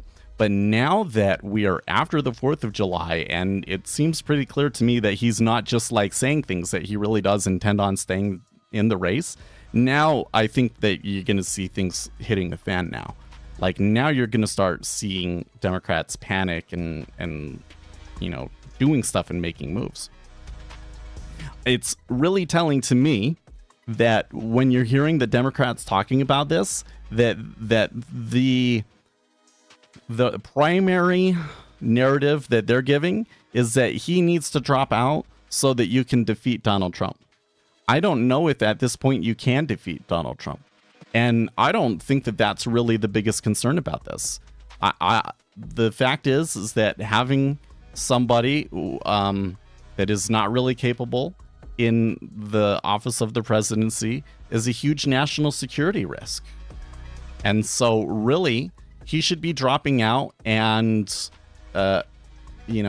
stepping down and letting Kamala be president for the next 3 months or whatever. Because even if you're not, Namara says, he isn't calling the shots. Even if you have aides and everything that are really the ones that are kind of in charge or making the decisions and stuff, it's still a huge vulnerability. Because there's something to having one guy there that is the executive decision maker and can make critical decisions on the fly at a moment's notice. What if North Korea decided to step in and attack South Korea just all at once? They're always saber rattling. What if all of a sudden they just decided to do it? You would have a lot of decisions to make there. You'd have a lot of decisions to make. And if you're an individual person that has convictions and knows what you're doing, then you're going to be able to say, this is the decision that we're making, and leading people and directing them towards that direction. Because it's not even about making the right decision as much as it is executing on that decision well. That's kind of the thing that evolution has discovered, is that executing, having everybody unified and following in one direction is more important than making the right decision. That's why humans are so prone to groupthink and so forth, is because the unity of the tribe was more critical to their survival than always being logically correct about things. Right? So if you had an event like that under current circumstances, you're going to have all of these staff and everything fighting over what the call is and stuff. That's dangerous. It's dangerous. So it is, in my opinion, a national security risk. And I think that allowing Biden to stay in the race does enormous damage to the Democrat Party in the eyes of the public. I really don't see how the public can trust the Democrat Party right now. I mean, it's really obvious that they care more about power than they do about the country. I mean, that's what it seems like to me. Of course, I'm a Republican, but I'm not the only one that's saying that and seeing that, right? So I really think that the sooner he drops out, the better for them. And it does really sound like from these news headlines that are coming out and everything that Democrats will force him out. Right now, he is probably thinking, well, everything's okay, nothing has really changed, etc., etc. But that's because they weren't pushing that hard because there was that holiday. Now that that holiday is done and you're like, oh, I'm going to stay in, now you're really going to start seeing fireworks, I think. So there could be some volatility. I don't know how the markets will react to that. It seems like the markets have been reacting to, oh, Donald Trump is probably going to win now. But it's kind of been a little bit difficult to predict exactly how it's going to go. And it's been sneaky too, so. Them should buy Clay who is I don't have any clue who you're talking about there. I was watching this video the other day and they're like, now that Joe Biden is, been deemed is mentally, proven to be mentally incompetent to be president, he should drop out and then we can get a real Democrat candidate in there. Like JFK Kennedy, John F. Kennedy Jr. And I'm like, oh, you're kidding. Like I was like, okay, let's see what this person has to say, and then they're like, the nominee should be JFK Jr. And I laughed. It was so funny. It's like I can't believe that there's anyone out there that with a straight face is like, oh yeah, he'd be great. Let's go with him. Can he just go ahead and pardon his own son? I think so. Well, yes and no, Lucas. In order to pardon him, I think that his son has to have been convicted of something first. So now you see where his son might be coming from, right? His son, because they are pushing charges on him right now, right? So they go through all of that, they convict him, and then Biden can commute the sentence or pardon him. But if he is not president and Donald Trump is president, then he can't get pardoned. I know that the explanation wasn't necessary for you, but other people, they might not have known what we were talking about. Got to go outside and access the hurricane damage. I think the storm has passed my area. Oh, okay. It looked like it was going to be a pretty nasty storm, even though it was only a category 2 by the time it reached Houston. I was having extreme wind this morning in my area that I was not on the weather or anything. I don't know what that was about, but it's pretty sunny over here in the west. So it looks like this last week was okay. So over the weekend, I worked on the dog kennel inside cabinet thing. And yeah, it was kind of just like what I thought, where it was like somebody that knows what they're doing could probably do this within a few hours, but I didn't. One of the issues that I came into was that the instructions were wrong. Like I double checked myself a billion times. I had 2 people double check me. They have some math in these instructions that are just wrong.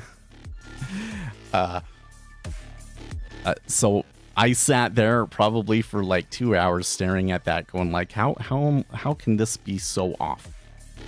All of these persons' measurements are wrong. Well, anyways, so that I lost a lot of time for that, but I got most of it put together. I need to make the door and I need to make the drawers, but other than that, like I'm almost there. And then you have to like finish it and paint it and stuff. But here's the thing. It's super hot. It's really effing hot. So I told my wife, well, why don't we just, finish putting it together here and bring it inside for now in its condition and, see how things go with it. And then we paint it later. Just like, no, I don't want to do that because then we'll never do it. But then I'm like thinking about it again this morning and I'm like, yeah, I'm going to go when I have the chance to talk to her next. I'm going to present the idea again as though it was not, I never told her before. Pretend like I had never said that before. Because, but this time say it like, because otherwise I don't think we'd get to it for a month because it's getting to be 100 degrees out there. And it will be less likely to warp and everything if it's inside.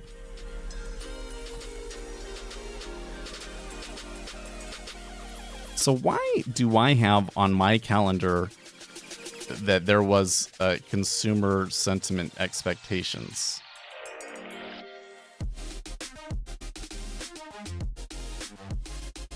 That's interesting. Oh, New York Fed inflation expectations. Oh, no, it's totally listing it correctly. Ooh, and that also gives me a good... Well, this thing should give me... It should be getting close to there, right? But that'll be like... So this was an hour. This would be 30 minutes. Okay, cool. Okay, cool.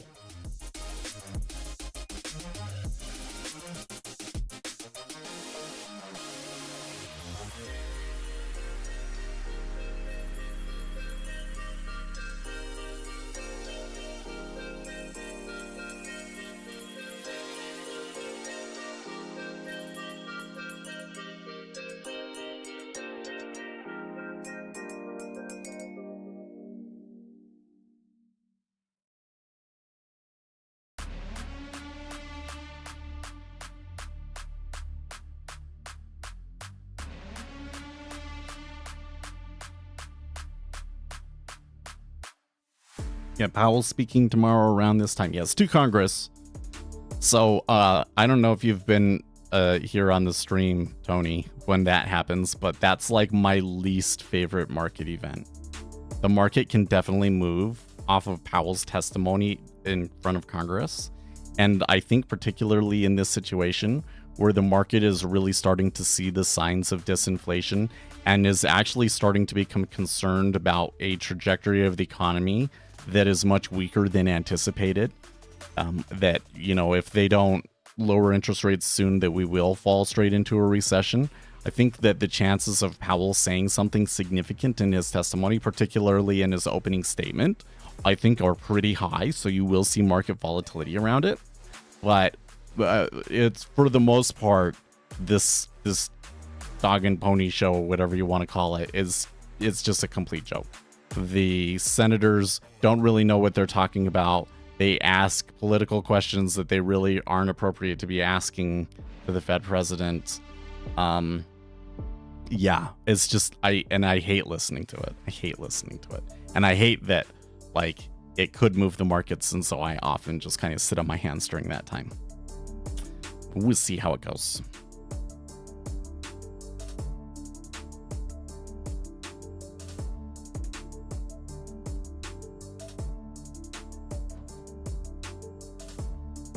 Oh, my wife was grabbing the keys.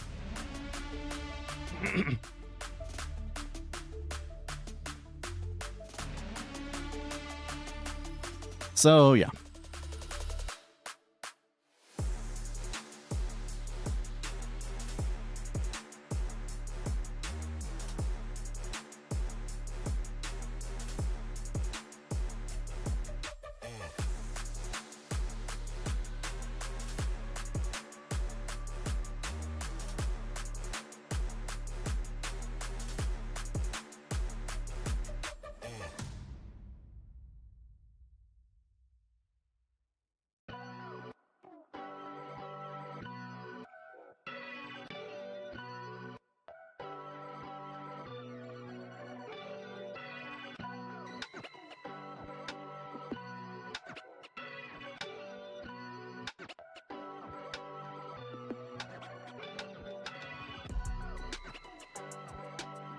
I'm reading a UFO story to see how crazy it is. It sounds like it's crazy and it doesn't provide new information.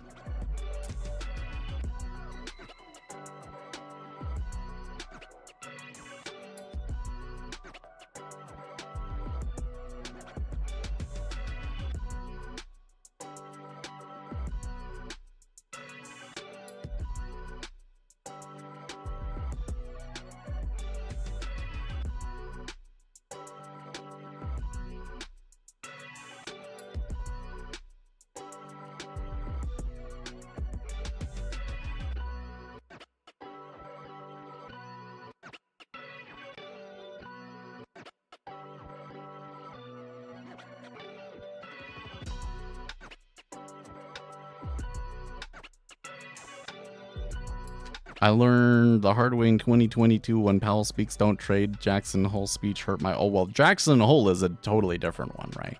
The Jackson Hole Symposium is like the most significant Fed event of the year.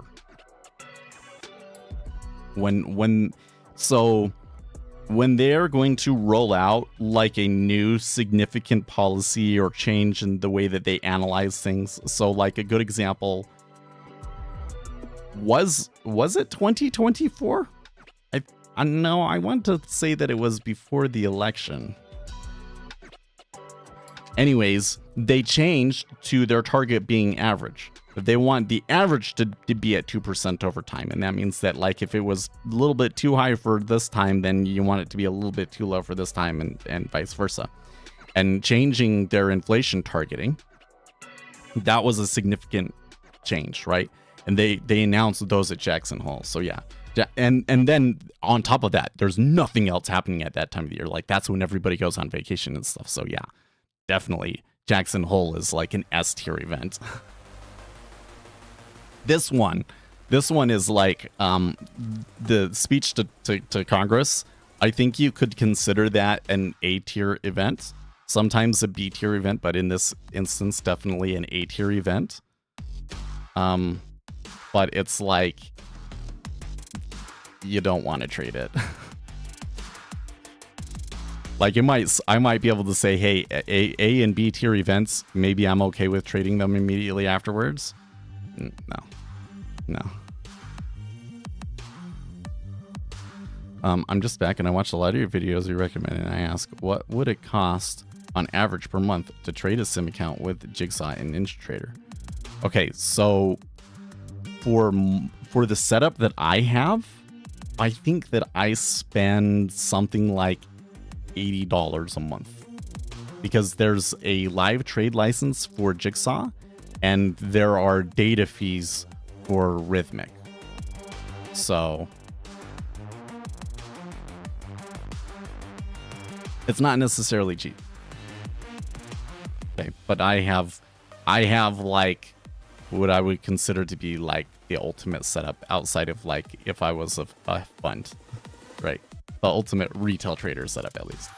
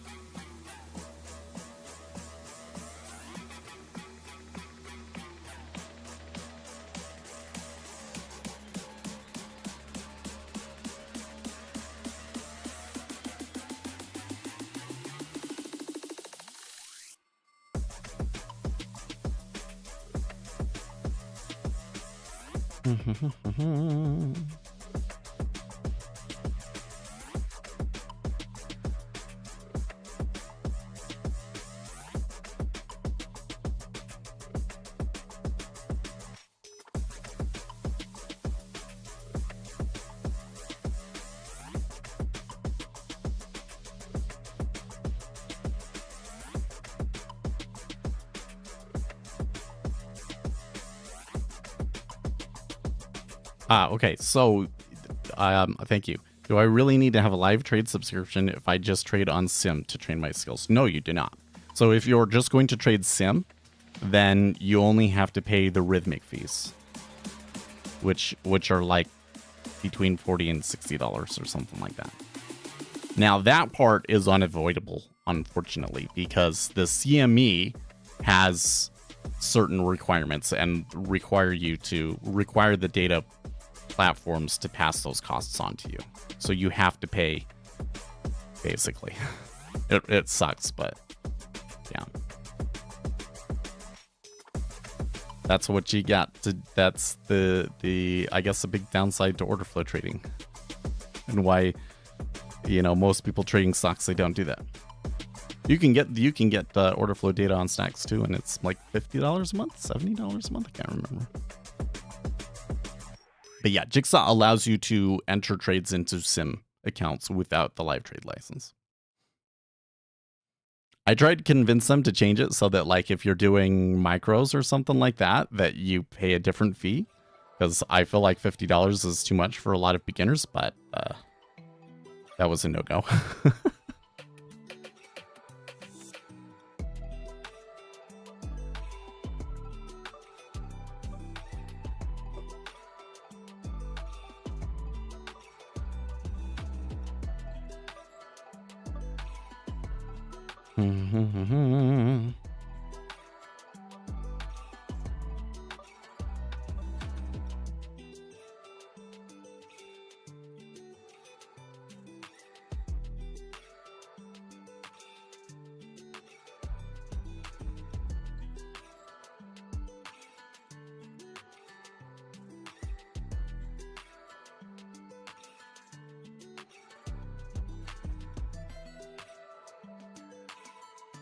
I totally forgot about my my little sand drawing thing. Oh my gosh, it's so cool, guys. The pattern that it made is like a giant seashell, and it's so cool looking. It took like a whole stream to do it, but it did it. Oh man.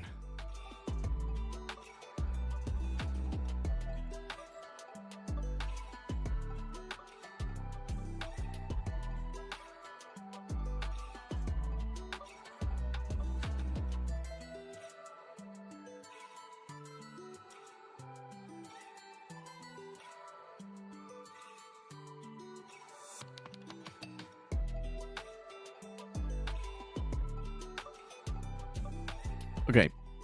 Oh yeah, no, I didn't read this one. I was like, there's a story that we can read before we go today. But now I'm remembering, oh yes, we didn't do that story because it's a premium one.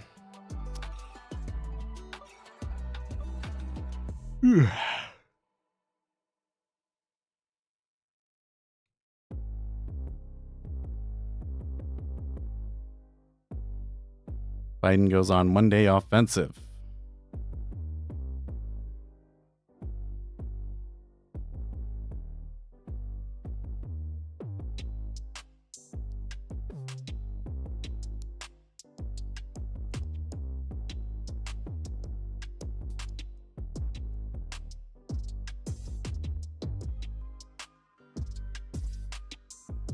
Okay, actually, there's more on this. Let's read. Much to the chagrin of panicked Democrats, President Joe Biden isn't going anywhere. I want you to know that despite all the speculation in the press and elsewhere, I am firmly committed to staying in this race, to running this race to the end, and to beating Donald Trump. Biden wrote in a Monday letter to congressional Democrats, undoubtedly penned by his cabal of unelected officials who can't fathom releasing the ring of power. And then he posted on Twitter this morning, I sent a letter to my fellow Democrats on Capitol Hill. In it, I shared my thoughts about this moment in our campaign. It is time to come together, move forward as a unified party, and defeat Donald Trump. Yeah, it's not going to happen that way. I'm sorry. I have heard the concerns that people have. I am not blind to them, the letter continues, adding, I wouldn't be running again if I did not absolutely believe I was the best person to beat Donald Trump in 2024. The letter comes as Biden reportedly canceled a meeting with Senate Democrats led by Senator Mark Warner. Bill Ackman tweets, there are only two reasons to cancel such a meeting. One, that the president is not even willing to listen to calls for his stepping aside. Or two, that the president has finally recognized that the time has come. I would bet on number two. Oh, Bill. Oh, Bill. By canceling the meeting, he preserves his dignity in being better able to say it was his decision. Oh, and then 1 hour ago, It looks like a bad bet on number 2. He's doubling down and not taking the meeting. Yeah.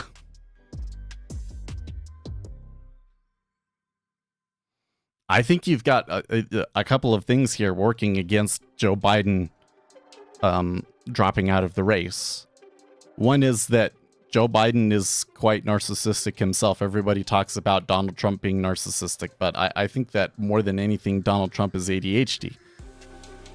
ADHD can lead to some narcissistic traits. But Joe Biden, he's just always been a lie and cheat and steal other people's work and that sort of a thing. I kind of feel like there's some narcissism to that guy. 2, there are all of these staffers that are behind him that are in power and have a lot of power because the president is so weak, and they're not going to give that up very easily. And number 3 is that even if Joe Biden drops out, the chances of the Democrats defeating Donald Trump with the replacement are extremely slim. The next kind of person in line is Kamala Harris. She's even more hated than Biden. And then the next person in line behind that is probably Gavin Newsom, who has been a disaster for California, and I don't think would drive very good numbers either.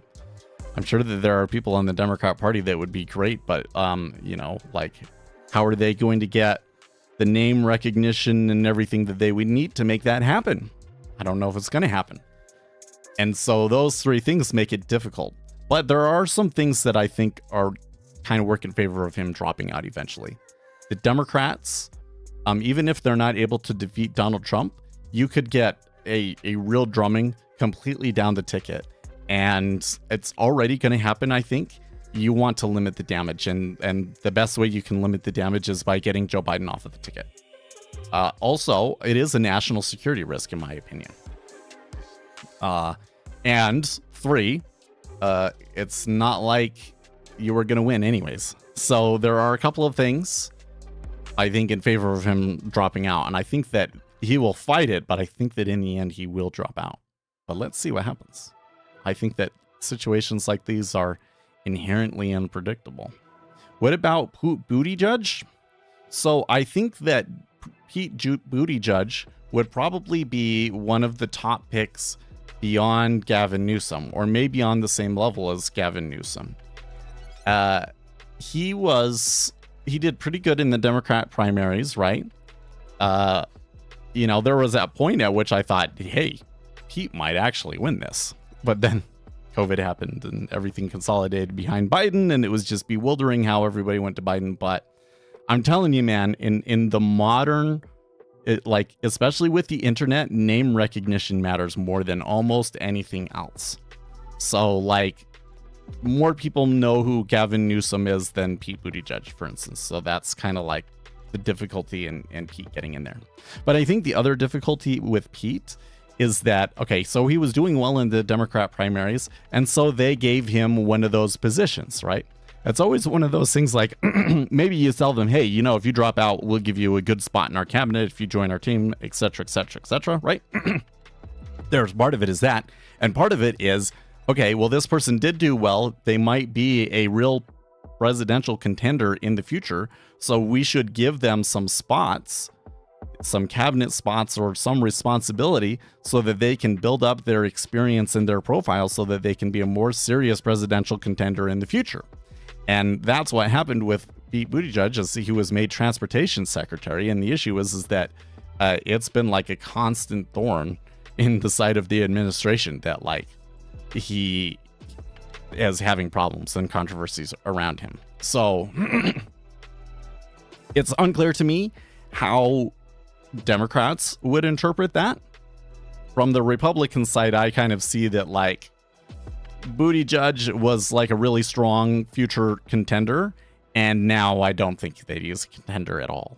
I think that it is more likely that he disappears and becomes a TV pundit or something like that, right?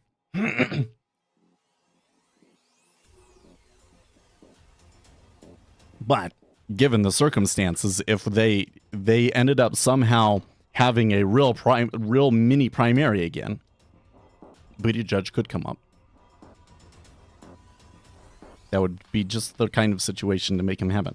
And I think that if Buttigieg was the one that was running against Donald Trump, I think he would be a pretty formidable opponent for Trump. See, these politicians that are kind of like known quantities that people dislike, especially if there are people on the Democrat side that dislike them, like that's the problem with Kamala Harris, is that she's just so unlikable on so many different levels. Gavin Newsom, he's a really well-known quantity that, you know, a lot of people look at what's happened in California and they don't want that. So I don't think that Gavin Newsom would be a very good pick. But you know, if some lesser-known person was able to come up, and I don't know how you would get that to happen, you know, to win the primary, but once you get an unknown into the nomination, that is, like with Barack Obama, then they can become extremely formidable. And especially if they're able to appear somewhat moderate compared to Trump. Because the way that things look right now, to me, like Donald Trump looks like more the moderate than Joe Biden is, right? Getting another little bit of a jump. I really don't like the way that the treasuries have been moving. And I wouldn't say that that's just today. This has kind of been like all summer, I think, where I can see it move 4 ticks for no reason. I don't like that at all. Don't like that at all. Am I not following Bill Ackman? Oh, hold on.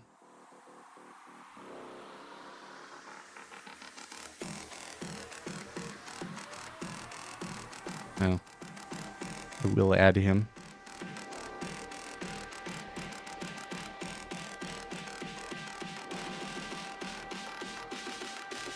As a community administrator, did I create a Twitter community? Just Barack.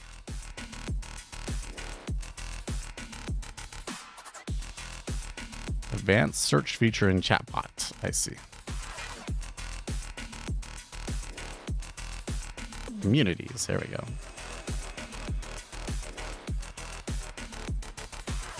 Oh, I made one and there's only 2 people in it. I'll post it in here. You guys add it on Twitter. You get some more better stuff going on Twitter. Huh?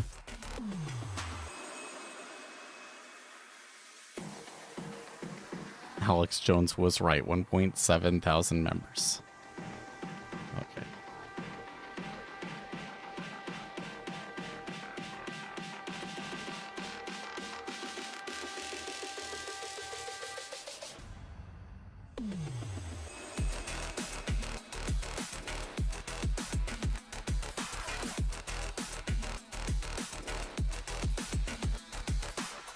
I love how you spelled his name Pete. Buddha Peep. Buddha Peep.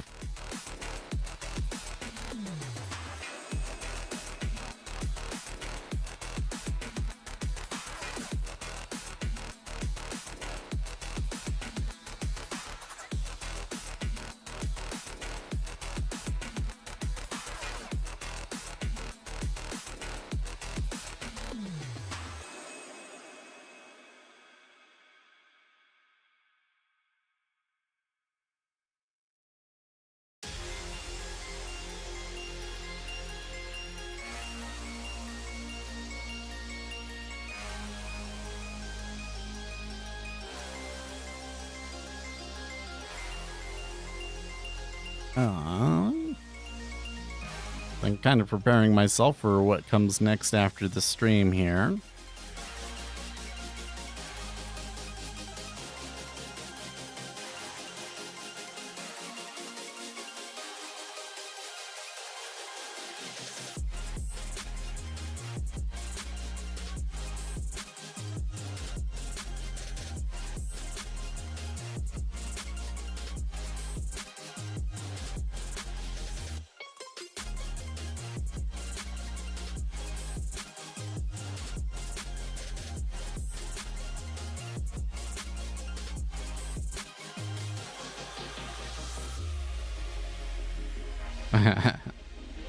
Dude, so something that's happening on Reddit.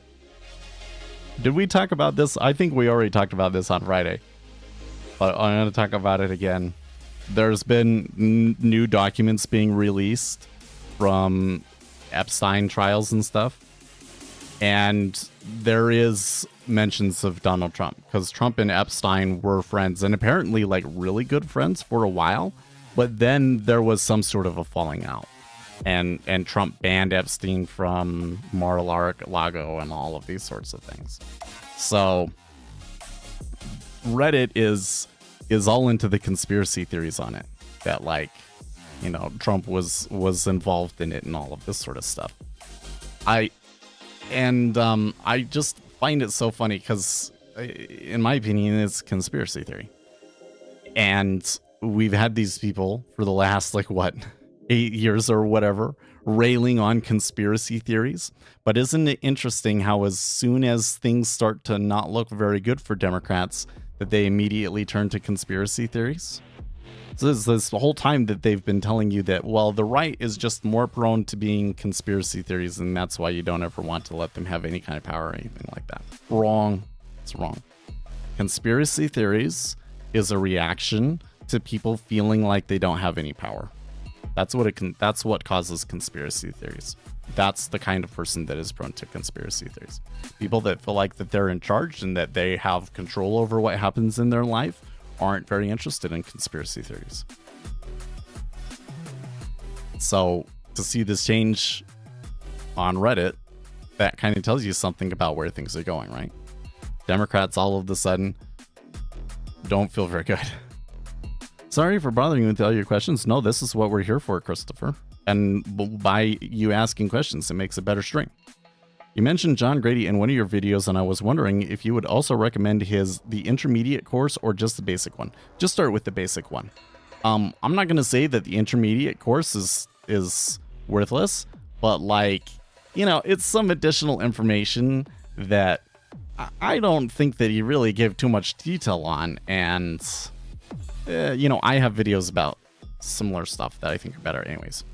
But the beginner course, I just love. And it's, you know, both of them are reasonably priced, right?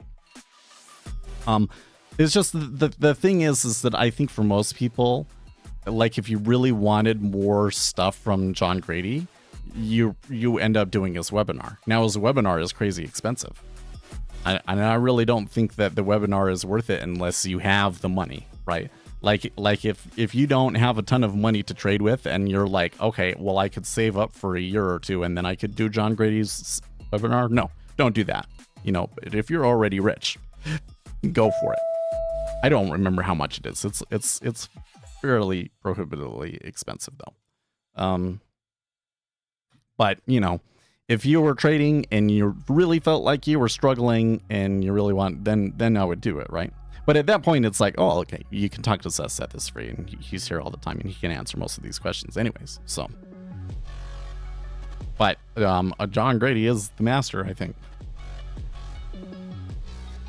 And again, I think his beginner series is just classic. I love reading it, so I think it's totally worth it.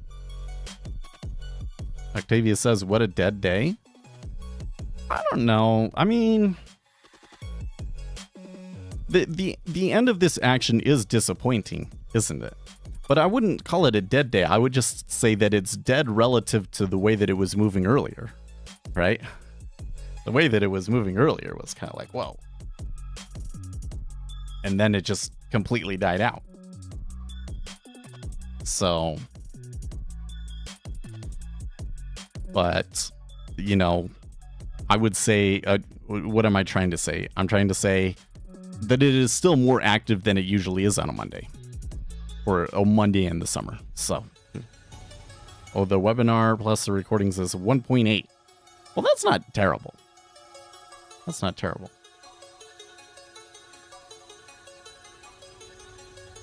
Just like with the Gary Norton. I really like Gary Norton's stuff. He has a book called End of the Bowl that is a really great read, by the way.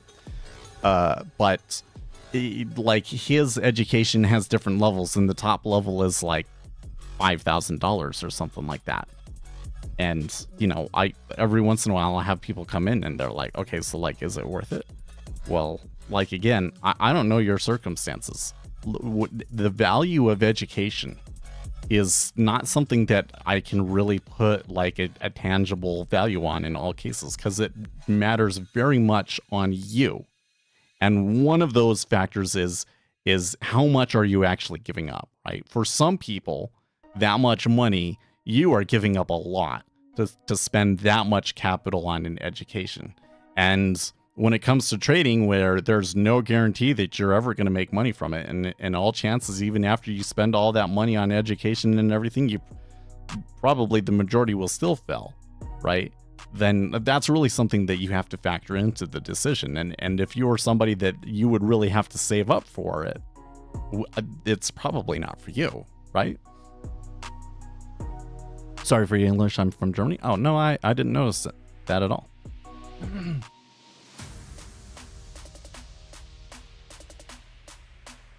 But they are education courses that will teach you things that you're not really going to find elsewhere. And it's information that you probably could learn on your own, but it would probably take you years and years and years to figure it out. And maybe you never figure it out.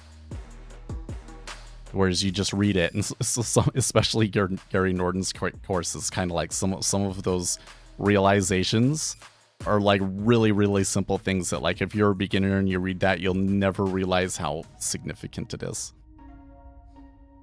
Whereas a trader that's been doing it for a long time and struggling with that, and all of a sudden you go, oh, he's just looking for correlated assets? Of course, that makes perfect sense as to why that should be like what I judge value based off of, right? It's kind of, some people kind of have a little bit of an aneurysm when they just like, oh, of course. If I'm scalping and arbitraging, then I'm looking at a correlated asset. Why didn't I think of that before? Well, I knew that. I just never thought that I could do it. Okay. You mentally prepared for CPI? No, but it's not until Thursday, so. I'm, between this congressional testimony and the CPI, I think that we have a setup for the rates to decline. I think that if I were to place a multi-day bet, like a swing trade on here, I would be betting that the CPI is in line or weak, and that Powell is relatively dovish at the next meeting, because I think that we're only a little hop away from 4.25, and that like 4% is just around the corner. Like, it wouldn't surprise me to see us below 4% by the end of the week. With the way that the economic data is going, it kind of seems like the direction we're headed. I already bought some courses on technical analysis and nothing worked for me. That's why I'm looking into order flow right now, and I'm grateful for your advice. Oh, well, great. Well, I mean, so if you've watched that whole order flow video series, then hopefully you understand now why the technical analysis isn't really working for you, right? The market is extremely efficient, especially on those short time frames. There actually are some strategies that still work when you're talking about like momentum style technical analysis on daily bars, but on an intraday time frame, which is to say, like, day trading, no. On day trading, I think the technical analysis is mostly junk. You can't directly trade the correlation. Robots already do that and faster. Well, no. I don't think that's accurate. So if I'm just looking at, let's say, the 10-year treasury versus the broker tech order book, for instance, that would be like the most direct arbitrage trade that you could possibly do in the 10-year treasury, then for sure you're not going to be able to play that game. Okay. Are there other instruments that are maybe not as efficient where you might be able to try and do that sort of arbitrage trade, especially if they're like new markets that not very many people know about? There certainly could be opportunities like that, but they would be hard to find.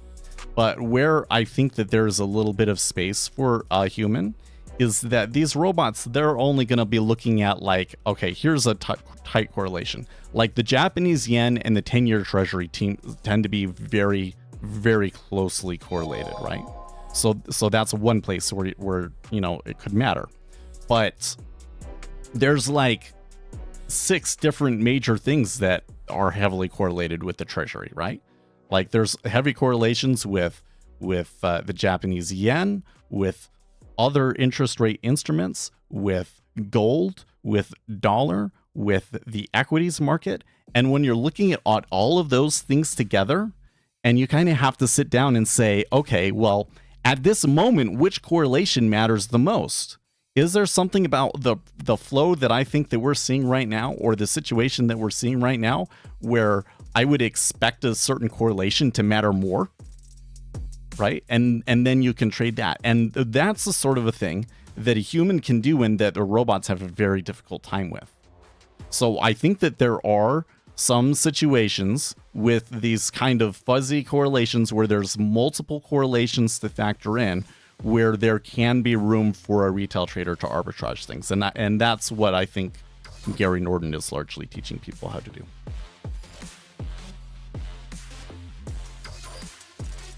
If you're trading in crypto, maybe. You trade those, well, he wants you to get like 60, 70%.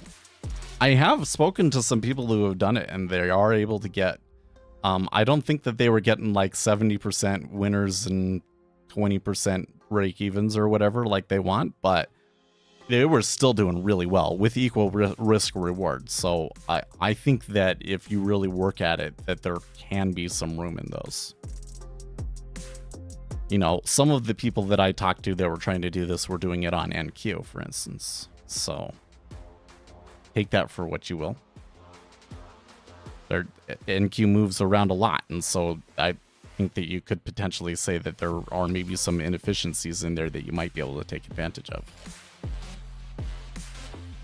But they were also talking more about things like he had a lot of Australian traders, and there was certain currency instruments and things like that that were just new and didn't have a whole lot of people trading them, and they found a spot for it. Or there's like these little, like the small exchange, right? Like I bet you that there's probably some room for some arbitrage on the small exchange. You know, things like that. So, you know, if you're really willing to dig into it, I think the issue is that like that's a lot of work for not a whole lot of reward, right? And you know, like the room for you to squeeze in there is very, very small. So I kind of feel like if you're going the Gary Norton route, it's not because you think that's going to be the most money or be the most successful. It's because you really want to understand how that arbitrage style of trading works, and it's kind of dying out. And so you want to keep it going. And that's why I would do his stuff. If you're just trying to make the most money, just put it in an index fund, right? What he's teaching is essentially arbitrage. Well, I would say it's most similar to arbitrage, let's say. It's like a fuzzy arbitrage market making style. But like that's what it is like most market making algorithms are using arbitrage to some extent. So that's why I use the term arbitrage, because that gets people the closest to what we're talking about. Yes, you're looking at 2 correlated instruments and trading one based off of a difference and a change in the spread between them. Oh, by the way, we had that inflation expectations number come out, and I didn't really see any kind of reaction to it. Didn't even show me what the number was. I guess maybe there's not a headline number for them to be able to show on that one, though. If I can add something, looking at a historical DOM really helps. I mean, for some people it might. I don't really have a hard time remembering that stuff.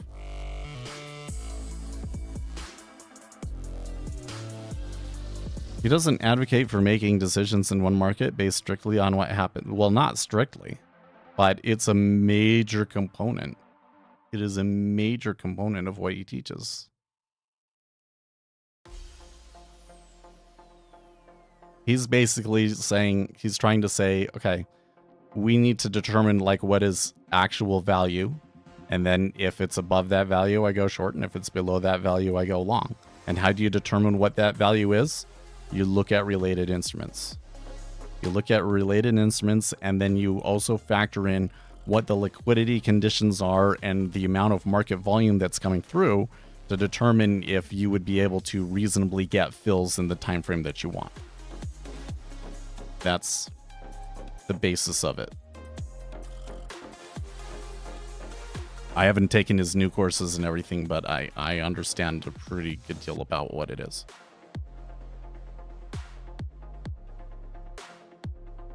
And I think that if you're thinking about taking this course, that would be information to help you determine if it's really for you or not. Anyways, or how far you want to go into it, because that's the thing, is there's different levels, right? Okay. I'm going over. It's time for me to go. I will see you guys tomorrow for congressional testimony. In the meantime, stay